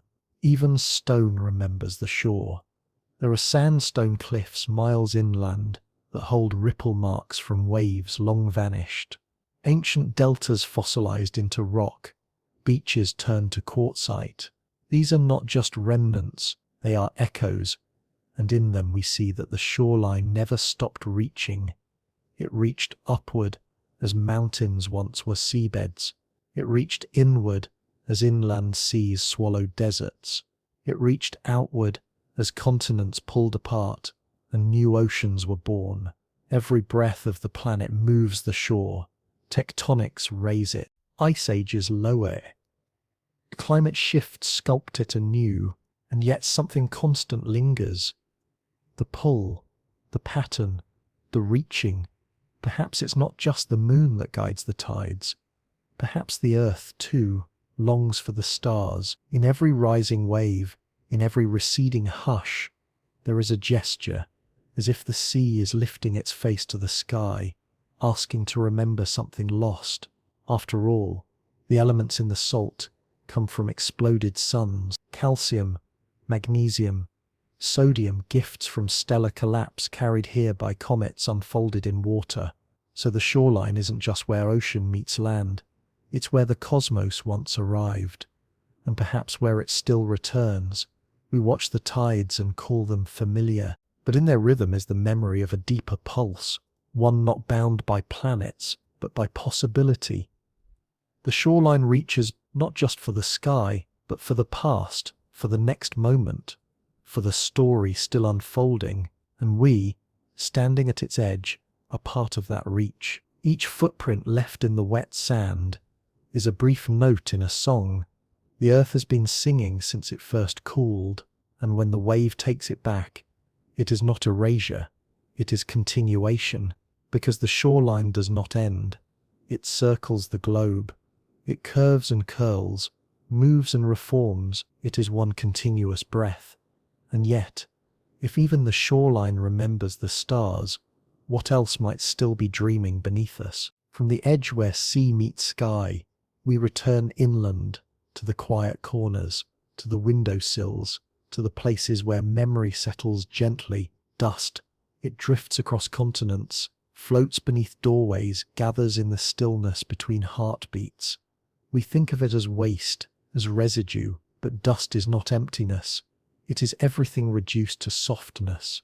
We scatter ourselves constantly. With every breath we shed skin. With every fire we release ash. With every thought we leave behind fragments, words, fingerprints, echoes, and all of it becomes dust. It floats in rooms long after the voices have gone quiet. It settles on books, on stones, on bones buried deep beneath cities. Some of it comes from us. Some of it comes from far away, Saharan dust feeding Amazon trees, volcanic ash crossing the globe, pollens from extinct forests still drifting in alpine air. In every handful of dust there is history. Microscopic, invisible, but present. Dust does not disappear. It moves, it layers, it waits. Geologists call it loess. Fine, wind-blown sediment that blankets entire landscapes. Soft hills shaped by nothing more than patience and breath. Within it we find traces of mammoths, of ancient campsites, of civilizations reduced not by collapse, but by quiet erosion. And in the deepest cave layers, archaeologists uncover floors made entirely of dust pressed by footsteps, the weight of lives walked slowly into sediment. This is how we leave ourselves behind, not in monuments, not always in names, but in particles. Our bodies return to earth, our stories to air, and the dust of us drifts onward. In the distant future, the sediment will hold us, fused with pollen, with soot, with crushed microplastics and bone. We will become strata, a thin band in the rock record. Our era, our breath, our signal, and perhaps that layer will be bright with pigment, laced with carbon, glittered with glass, echoing with trace metals we no longer remember to those who come later. If they come, we may seem like a whisper of colour in an otherwise grey landscape, a shimmer of intention, a trace of pattern. But perhaps that is enough, because the earth does not need to hold us in full. It only needs to remember our outline, the curve of our existence, the dust of our days. Even now, in Antarctic ice, scientists find fallout from ancient fires, in Greenland cores, the ash of forgotten volcanoes, in cave deposits, the pollen of plants long extinct, each one a breath left behind, each one a line in the sketch of a planet always becoming, and among them, our dust begins to settle. We are not above the layers, we are within them. We are building the next chapter, one skin cell at a time, one idea at a time, one fragment returned to gravity and wind. The earth collects us gently, without judgment, without rush. It carries us in breeze, in soil, in shadow. And as we become part of that long remembering, maybe we are not forgotten at all. Maybe the planet already dreams in our outline, our stories, our laughter, our trace. Maybe dust is not the end of things, but the beginning of being held. And yet, if even dust carries the breath of who we were, what else might still be dreaming beneath us? Long before names were spoken, before borders were drawn, before gods were whispered into mountain tops or stars were charted with meaning, the earth turned wordless, unlabeled, unclaimed. No one called it a planet. No one called it home. It simply was. Rock ocean, heat, breath, spinning in the void, wrapped in its own rhythms, carving time not in words but in weather, in tide, in volcanic pulse. There were no maps, no lines dividing forest from desert, no flags planted in soil. There was only movement. Continents shifted without explanation. Oceans deepened without narrative. The earth forgot its name because it never needed one. Identity, after all, is a human invention, a frame we place around mystery to make it speak our language. But the planet's language is older than sound. It speaks in erosion, in the drift of continents, in the silence between seasons, and maybe for a long while it preferred not to be known, because to name something is to shape it into an idea, to make it fit within the narrowness of memory. But the earth is not an idea, it is process, it is breath, it is forgetting, and becoming and forgetting again. We gave it names: Gaia, Terra, Tellus, the world, each one a reflection of who we thought we were. We drew its face in myth. We gave it a mother's touch, a god's gaze, a shape that mirrored our own longing. But before any of that, the earth was nameless, and it did not mind. In the depths of geologic time, identity dissolves. Mountains rise and fall with no one to measure them. Seas flood and retreat without title. Forests bloom and fossilize without being witnessed. Even now there are parts of the earth that remain unnamed. Ridges beneath oceans, caves sealed by pressure, islands lost beneath ice. They exist outside of language, pure presence, untouched by category, and perhaps they are closer to the original earth than anything we walk on. Because the planet was not born with meaning, it was born with motion. It did not need to understand itself. It only needed to turn, to cool, to erupt, to breathe out water and breathe in silence. To forget your name is not to forget your being. The river still flows, whether or not we call it river. The wind still moves, whether or not we name it gale. The stone still forms, whether or not we hold it and ask it what it means. And perhaps this forgetting is not a loss, but a return, because names fade, borders fall, languages vanish like smoke in old valleys, but the earth endures in the rhythm beneath naming, in the pattern that doesn't require translation. We stand on this world and try to define it, but maybe the world has always defined us, softly, shaping us with gravity, with light, with time, and in rare moments. We remember when we watch stars without needing to name them, when we walk through a forest and feel wordless peace, when we stand on a cliff and simply listen to the wind and the water and the stone. That is the earth before it was called earth, the planet before we placed a flag, the being before we asked it to speak. And still it turns, unbothered by what we call it, unafraid to forget. Maybe forgetting your name is how you remember your truth. And yet, if even the earth has lived nameless and whole, what else might still be dreaming beneath us, beneath the silence of names, beneath the drift of language and dust? There is something heavier, older, a weight we cannot see, but always feel, gravity. Not just the force that tethers us to ground, but the one that draws memory inward, downward. Because time on this planet doesn't pass.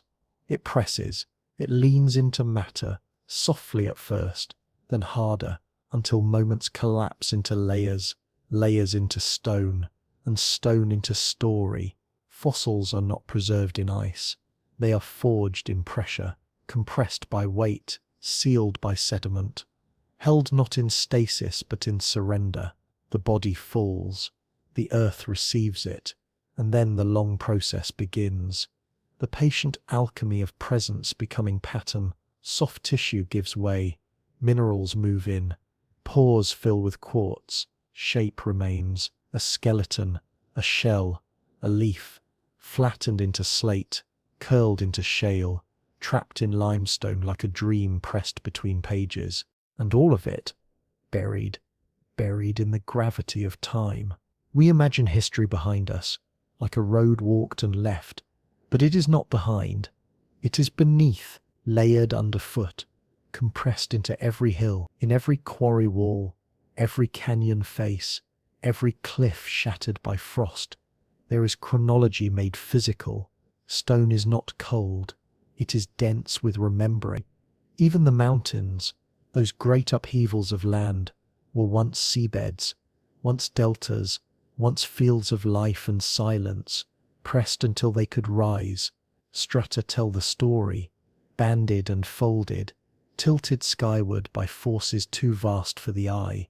And the deeper we dig, the heavier the story becomes. Coal seams made of vanished forests, bone beds from sudden floods, ash layers from a volcano no one lived to name. Gravity holds it all, not as prison but as archive. To remember, the earth had to press downward.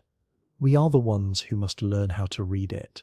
And maybe that's what remembering truly is.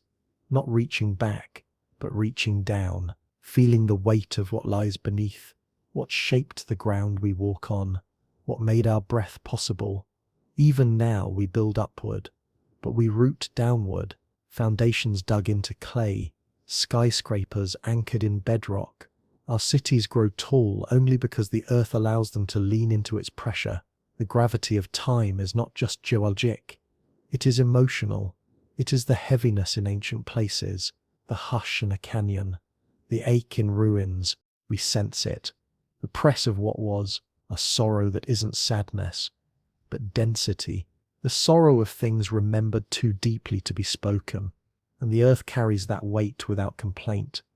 It carries our bones, our stories, our unfinished songs, our ruins, and our laughter and the soot of our flame. All of it layered down, and when we dig for oil, for fossils, for answers, we are not uncovering the past, we are entering it, sliding into the pressure that made now possible. We measure sediment, we date layers, we assign numbers to time, but deep down, we know that time is not a number. It is a weight, a density, a quiet compression of meaning into matter. Even memory works this way. Our own minds store moments not in order, but in pressure. Grief presses harder than joy. Wonder settles deeper than routine. The things we remember aren't always the most recent. They're the most felt. So maybe the earth remembers the same way. Not with precision, but with feeling, with depth, with the ache of what mattered. And perhaps when we place our hands on the side of a cliff, on the cracked bones of a fossil, on the warm stone at dusk, we are not just touching rock, we are touching time, held in place by gravity. And yet, if even pressure can preserve the breath of what was, what else might still be dreaming beneath us? From the weight of time pressed into stone, we rise into absence, the hollow places, the forgotten spaces, where memory lives not in what's preserved but in what has been worn away. Monuments, ruins, echoes of architecture. They rise in deserts and forests, on hills and islands, silent and slow, surrendering to wind, to rain, to time's patient erosion. Statues lose their faces, columns lean, stairways lead nowhere, but still we walk among them, still we pause, still we feel something more than history, less than clarity, because absence has its own weight, sometimes more than presence. The missing roof, the broken arch, the floor smoothed by centuries of feet that no longer walk here. Not all memory is made of what remains. Some is made of the space where things used to be. A hollow in the ground where a pillar once stood. A discoloration in stone where hands once touched in worship or rest. Absence becomes a shape. It becomes a monument of its own. Even mountains, those oldest of Earth's structures, are monuments, eroding, worn by wind, carved by ice, reduced to whispers of their former height. And still they are beautiful, perhaps more so, because in their softening they become more like sky, more like time, more like the silence they always carried. Temples too are softened, Angkor's roots wrap stone like sleep. Machu Picchu fades into fog. The ziggurats of Mesopotamia crumble into the dust that once gave them form, but their absence, their crumbling, is a kind of presence. We remember them, even in ruin, perhaps more because of it. There is reverence in ruin. It speaks gently, without certainty. It invites imagination to meet memory halfway. When a statue loses its face, we see our own. When walls collapse, we remember why we built them. When names fade from stone, we speak them more softly. Forgetting is not always failure. Sometimes it is transformation, a way for memory to stretch, to breathe, to release its sharp edges. In the erosion of monuments, there is mercy. Time softens what we held too tightly. It blurs the wounds, it smooths the battle lines, it returns stone to earth and earth to silence. And within that silence, new stories can grow. Lichen and moss reclaim the carvings. Birdsong replaces the chants. Children run where soldiers once stood. The absence becomes a garden, a cradle, and still the outline remains. Just enough to stir the memory, just enough to remind us that we are not the first, and will not be the last. Even cities, our great declarations of presence, fade. Streets collapse, foundations crack, steel rusts, glass clouds, names are replaced, and then nature arrives. The vines return, the soil thickens, the wind resumes its song, and in that undoing there is remembering, because every monument was once part of the earth, and to return to it is not to vanish, but to rejoin, to be carried forward not as stone, but as presence, an invisible architecture woven into the ground beneath us. We walk on forgotten palaces, we build over buried temples, we sleep above dreams carved into cave walls now dissolved by centuries of breath, but they are not gone. They are part of the rhythm now, the slow breathing of the earth as it turns memory into matter, and matter into space, and space into silence, and that silence holds more than we think.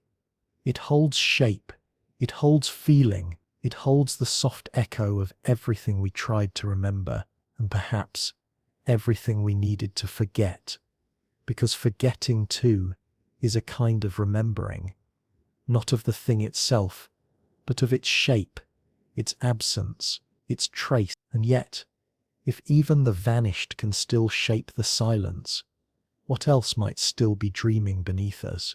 From the hollowed temples of memory, we lift our gaze, not to the stars, but to the planet itself, not as object, but as being. Because what if Earth dreams, not with thoughts, but with rhythms, with long planetary exhalations measured in epochs? What if our world sleeps, not in stillness, but in cycles, dreaming in warmth, forgetting in ice, periods of creation, eruption, bloom, motion, followed by ages of retreat, glacial hush, extinction pause, a breath, then another. We see it in the record, the Cambrian explosion, a sudden awakening, the Permian silence, a great forgetting, the Pleistocene ice, a long, slow dream.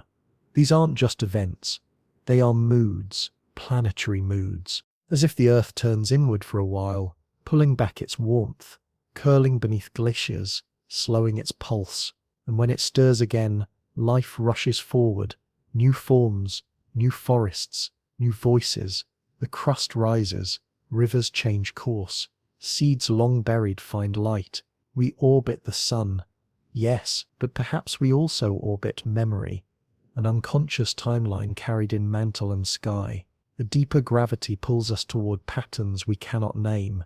Milankovitch cycles tilt and wobble the planet's spine, shifting climates across tens of thousands of years. Solar cycles wax and wane, magnetic fields reverse. The breath of Earth changes pace, all of it rhythmic, all of it dreamlike. And beneath our cities, beneath our noise, the stone still turns under sleep's weight. Mountains rise in their slumber, volcanoes murmur beneath glaciers, sediment drifts like slow snowfall, layering dream upon dream. Even now, beneath Antarctica's ice, lakes pulse in darkness, liquid water untouched by sky for millions of years.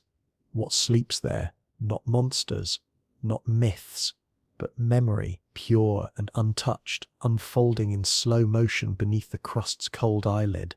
The planet does not sleep as we do. It doesn't close its eyes. It doesn't rest. But it turns inward, and that turning shapes everything. Maybe that's why we dream. Maybe the Earth dreams through us. We are its neurons, flickers of consciousness briefly lit across its surface. Our stories, our songs, our wonder, all part of a larger, slower mind, stretching through time, a mind made of magma and cloud, of fossil and rain. And when we sleep, perhaps we listen, perhaps we tune ourselves to the deeper rhythm, the tectonic lullaby, the wind's soft counting, the geothermal hum. Perhaps our dreams are echoes of Earth's own unspoken questions. Why does it remember so much, but speak so little? Why does it let life bloom and then vanish, and then bloom again, as if testing a thought, It can't quite complete, and maybe we're not here to finish the thought. Maybe we're here to feel it, to walk through the forests as they awaken, to listen to glaciers as they recede, to watch the atmosphere shift and the tides swell and know this too is part of the dream. Not a nightmare, not a story, but a becoming, and we are inside it. Every breath, every footprint, every silence we keep. A contribution to the planet's inward turning. We often ask, what will Earth become? What will survive us? But perhaps the better question is, what is Earth still remembering? What has it not yet recalled? What shape is just beginning to stir beneath its crust? Because there are stirrings, the magnetic field is shifting, the jet stream is stalling, permafrost sighs upward, carrying ancient breath, and the human world, restless and bright, has begun to sense some deeper change. We build, we burn, we bloom, all within the dream, and perhaps Earth, still turning, is only now beginning to wake. And yet, if even the planet sleeps and stirs, what else might still be dreaming beneath us? Beneath our waking lives, beneath the hum of streetlights and the weight of concrete, there are older floors, older rooms, older breath. Every city we build rests upon the memory of another, a marketplace below the mall, a hearth below the parking lot, a buried footpath beneath the highway. Time does not move forward in straight lines. It settles downward, in layers, in sediment, in ash. This is the quiet archive beneath our homes: pottery, coins, charred beams, the soot of a cooking fire, the remains of a story hurriedly left behind. We rarely pause to consider what lies just meters beneath our feet, but the earth holds it, patiently. Each generation builds upward, tearing down what was, or forgetting it altogether. But the land remembers. It holds everything we abandon, not with bitterness, but with gravity. The soil doesn't judge. It receives. It covers. It waits. Archaeology is not just discovery. It is listening. It is the slow exhale of what we buried in haste. Some things were left behind by disaster, cities swallowed by mud, homes flattened by quake, villages drowned by flood. Others were simply forgotten, outgrown, overgrown, lost to shifting roots and newer dreams. But whether sudden or slow, they remain. In Rome, layers of empire stack beneath cafes. In Mexico City, Aztec temples sleep below cathedrals.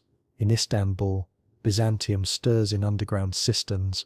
Our homes are built on echoes. We pave over memories, but they don't vanish. They become part of the foundation. Each nail driven into the ground passes through someone else's sky. Each pipe laid in the earth displaces a room once warmed by breath. Sometimes the past emerges uninvited, a bone uncovered during excavation, a mosaic beneath a crumbling wall, an inscription no one expected. The land speaks softly when we give it time.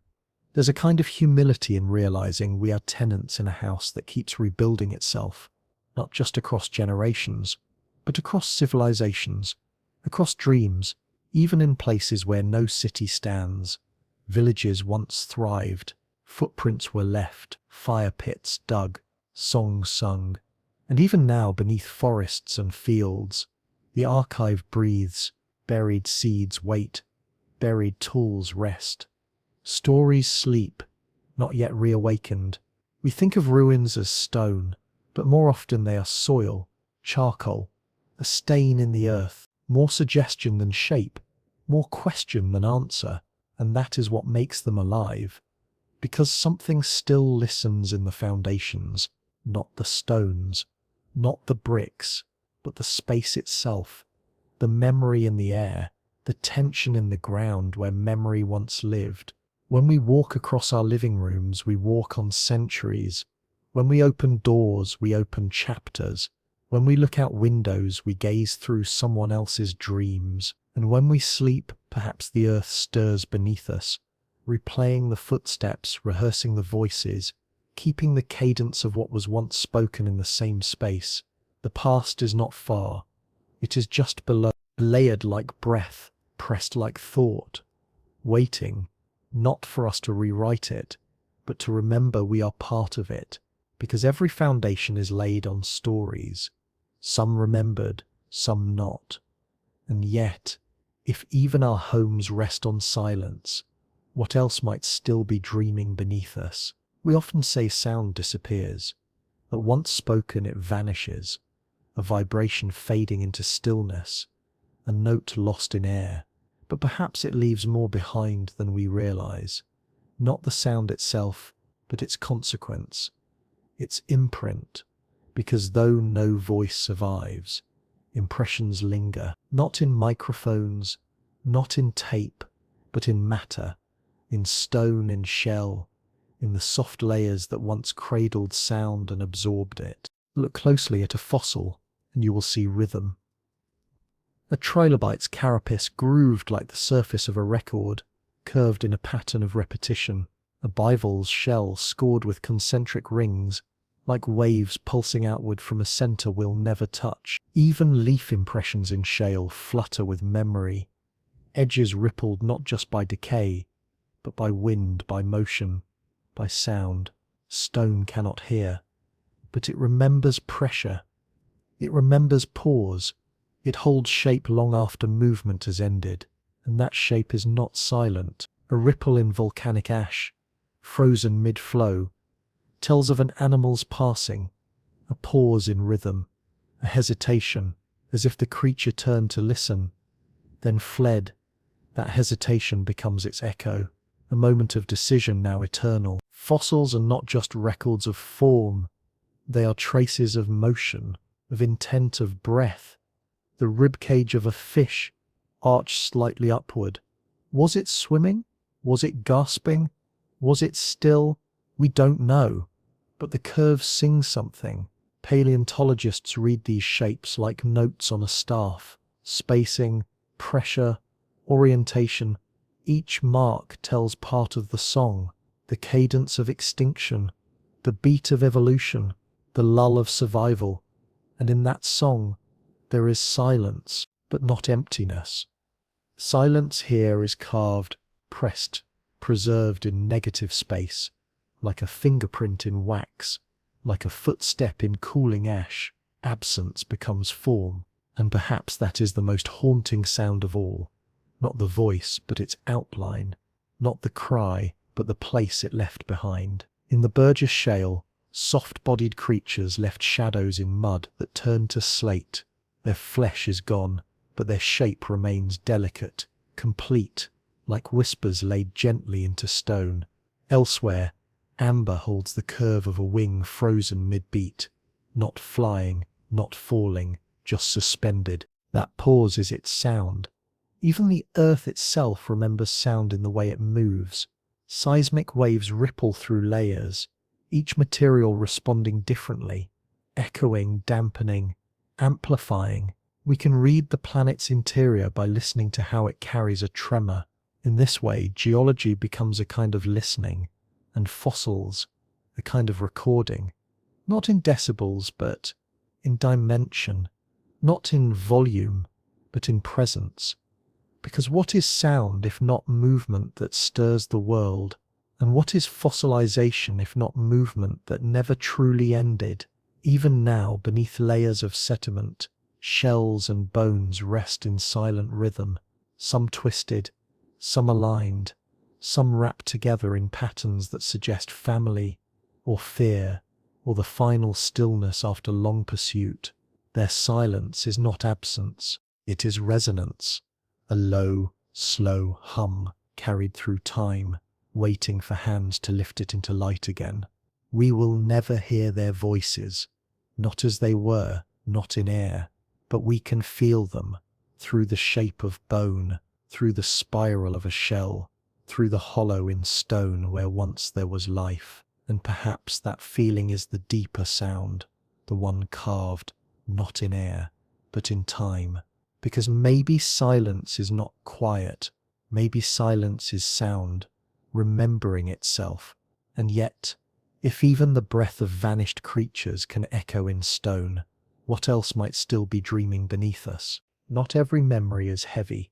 Some arrive as a shimmer, a glance, a warmth that never quite fades, light, that most intangible of visitors. It touches all, lingers nowhere, and yet somehow it stays.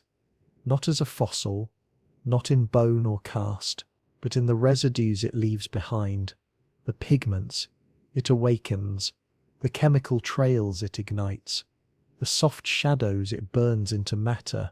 Light never stops moving, but its absence leaves an outline, its presence a trace in deep caves. Once touched by fire, we find handprints stenciled in ochre, sun-coloured dust blown across skin pressed against stone. No light remains, and yet the image glows, not with brightness, but with the memory of brightness. A kind of echo like sun caught in clay.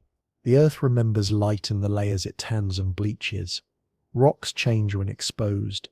Radiation alters crystal. Colour fades or deepens, depending on what the light once said. In deserts, sandstone blushes, iron reacting to heat, to sun, to time.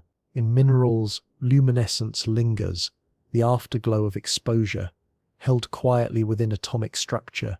There are stones that will glow under ultraviolet light, because once they absorbed energy and never forgot how. Even bones buried for millennia carry the faint stain of the sun they once felt, not on the surface but within, in isotopes, in decay, in the slow hum of remembered warmth. We think of fossils as shadows of shape, but some are shadows of light. Plants leave behind imprints on stones so thin they seem to flicker. The silhouettes of ferns, leaves, petals, flattened not just by pressure, but by illumination. A sun overhead, captured in the gesture of a stem. In the far north, ice holds sunlight from long ago. Trapped air bubbles contain ancient skies, glowing faintly with the oxygen of forgotten forests. Even paintings. Our earliest marks were made in the dark to honor light. Ochre, charcoal, manganese black.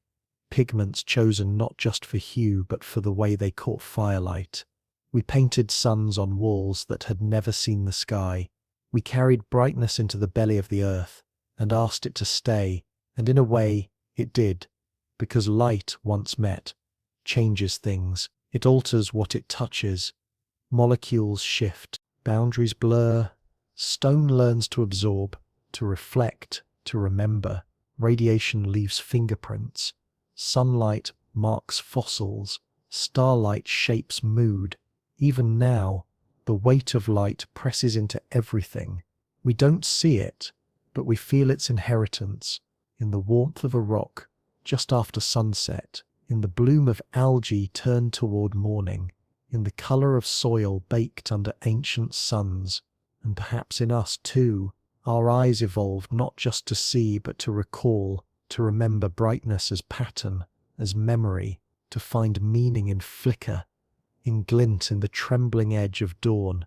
We navigate the world, not only by landmarks, but by light marks, reflections, shadows, the golden haze of where something once stood, and maybe the earth does the same, not with eyes, but with surface, with sediment, with stone that responds to radiance like a slow breath. We live in the present, but always within the shadow of all that once shone.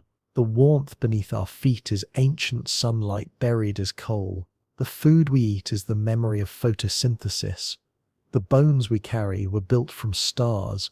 Even darkness is shaped by what once burned, and maybe that's why certain places feel bright. Even in shade, they carry light, not in colour, but in memory. The earth remembers the sun. And yet, if even light leaves a trace in stone, what else might still be dreaming beneath us? Not all memory survives in wholeness. Some of it arrives broken, shattered, fragmented, left in the aftermath. But even ruin has rhythm, because collapse is not just a falling, it is a folding, a turning of one state into another, a breath held and then reshaped. Extinction does not erase, it transforms. 5 times in Earth's long dream, life has stilled in mass. oceans gone quiet, forests emptied, skies left without wings. But even in these silences, the planet listened, the planet remembered. In the rock record we see the lines, sharp, sudden, unmistakable, a boundary darkened by iridium, a clay layer rich with soot, a gap in fossils where once there was chorus. These are not voids, they are signals, interruptions in song that make the next verse possible. The Permian collapse, over 90 of life extinguished. The earth choked, but it did not forget how to breathe. The Cretaceous impact, dinosaurs lost, but mammals waiting in the wings. Nightfall over the world, followed by a new kind of dawn, and within each extinction, within each collapse, there are survivors, traces, clues, small creatures who endured in shadows, seeds that weathered drought, bacteria that waited for light. Collapse is not the same as death. It is a threshold, a descent into something else. Nature, we see, does not end. It reshapes. Ferns grow in the cracks of burned forests. Coral returns to a reef, left barren. New ecosystems rise from the ashes of the old, and in stone we find that pattern. In the sudden shift of pollen grains, in the sharp contrast between fossil layers, in the minerals that change when life blinks. The earth marks the collapse not with mourning, but with memory. It encodes the end into the beginning. We read it now as data, as timelines, as extinction events. But the stone remembers it as rhythm, as pressure, as pause, like a breath between chapters, a stillness that shaped what followed. Even ruins follow this law. Collapsed cities, buried temples, abandoned roads. They become home to roots, to wind, to stories the builders never imagined. There is beauty in the return. There is life in the reoccupation. Even in grief, the planet gathers itself again. Not the same, never the same, but not empty. And perhaps that's what collapse offers. Not loss, but transformation. The ammonite shell, extinct but eternal, spirals forward in memory, mimicked in galaxies, in seeds, in art. The trilobite's last scuttle, pressed forever in shale, becomes part of the cliff we now climb. The ruin folds into the next terrain. The collapse carries not just what ended, but what can begin again. And maybe that's true for us. We fear endings, we brace against them. But even in our smallest ruins, there are seeds, ideas not yet planted, songs not yet sung, structures not yet imagined. And the earth, older than all our stories, shows us how to hold endings, gently, generously, as openings. The memory of collapse is not a wound, it is a contour. The way valleys form after glaciers retreat, the way silence deepens after the last echo fades, the way new life steps into footprints, no longer warm, and so we stand within the fold, the moment between what was and what comes next, the place where gravity meets possibility, and the earth, still turning, still remembering, holds both in its arms. And yet, if even collapse carries the seed of becoming, what else might still be dreaming beneath us? There is a stillness to stone that feels like silence, but it is not silent. It is speaking, always. It just speaks slower than we know how to hear, because beneath our every step, beneath roots and riverbeds and steel foundations, there is a soft murmur, a language made not of sound, but of shape, of pressure, of weight. The stones are whispering, not only of what has come before, of oceans vanished, of forests turned to coal, of lives pressed gently into the mineral memory of time, but of what might still be. They whisper of becoming, of motion so slow it resembles stillness, of change so vast it wears the mask of permanence. They know things we don't. They've watched continents fold and unfold, watched species rise with thunder and vanish in quiet. They've held the footprints of the first to walk and the last to leave, and through all of it, They've carried one truth, that memory is not fixed. It is a current, a movement, a breath still being drawn. We think of memory as backward facing, but the stones remember forward. They do not end their stories. They layer them, each fossil, each sediment line, each fracture in the cliff face is not just a record, it's an invitation to listen, to imagine, to continue. The earth does not preserve for nostalgia, it preserves for transformation. In the hush between layers, between clay and ash, between bone and root, there is space, and in that space, possibility, the possibility that we are not alone in our remembering, that the planet, too, carries longing. Not for what it was, but for what we could become together. Perhaps every hill is an unfinished sentence, every canyon, a question left hanging in air, every pebble in your palm, a comma in the long quiet poem of planetary memory. And we brief as breath are not the end of the story. We are a chapter, a turn in the spiral, a murmur among many.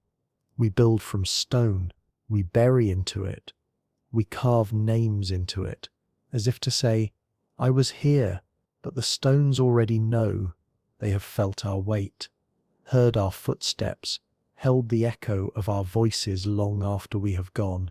And maybe, if we placed our ears to the ground, truly listened, we would hear them whispering not just of the past, but of a future still unfolding, a future not built on dominance, but on resonance, not of monuments, but of meaning. They whisper of cities that breathe, of rivers remembered and returned, of hands planting instead of mining, of footsteps light enough to leave no scar. They whisper, softly, that it is not too late, that we are still part of the remembering, still part of the dream.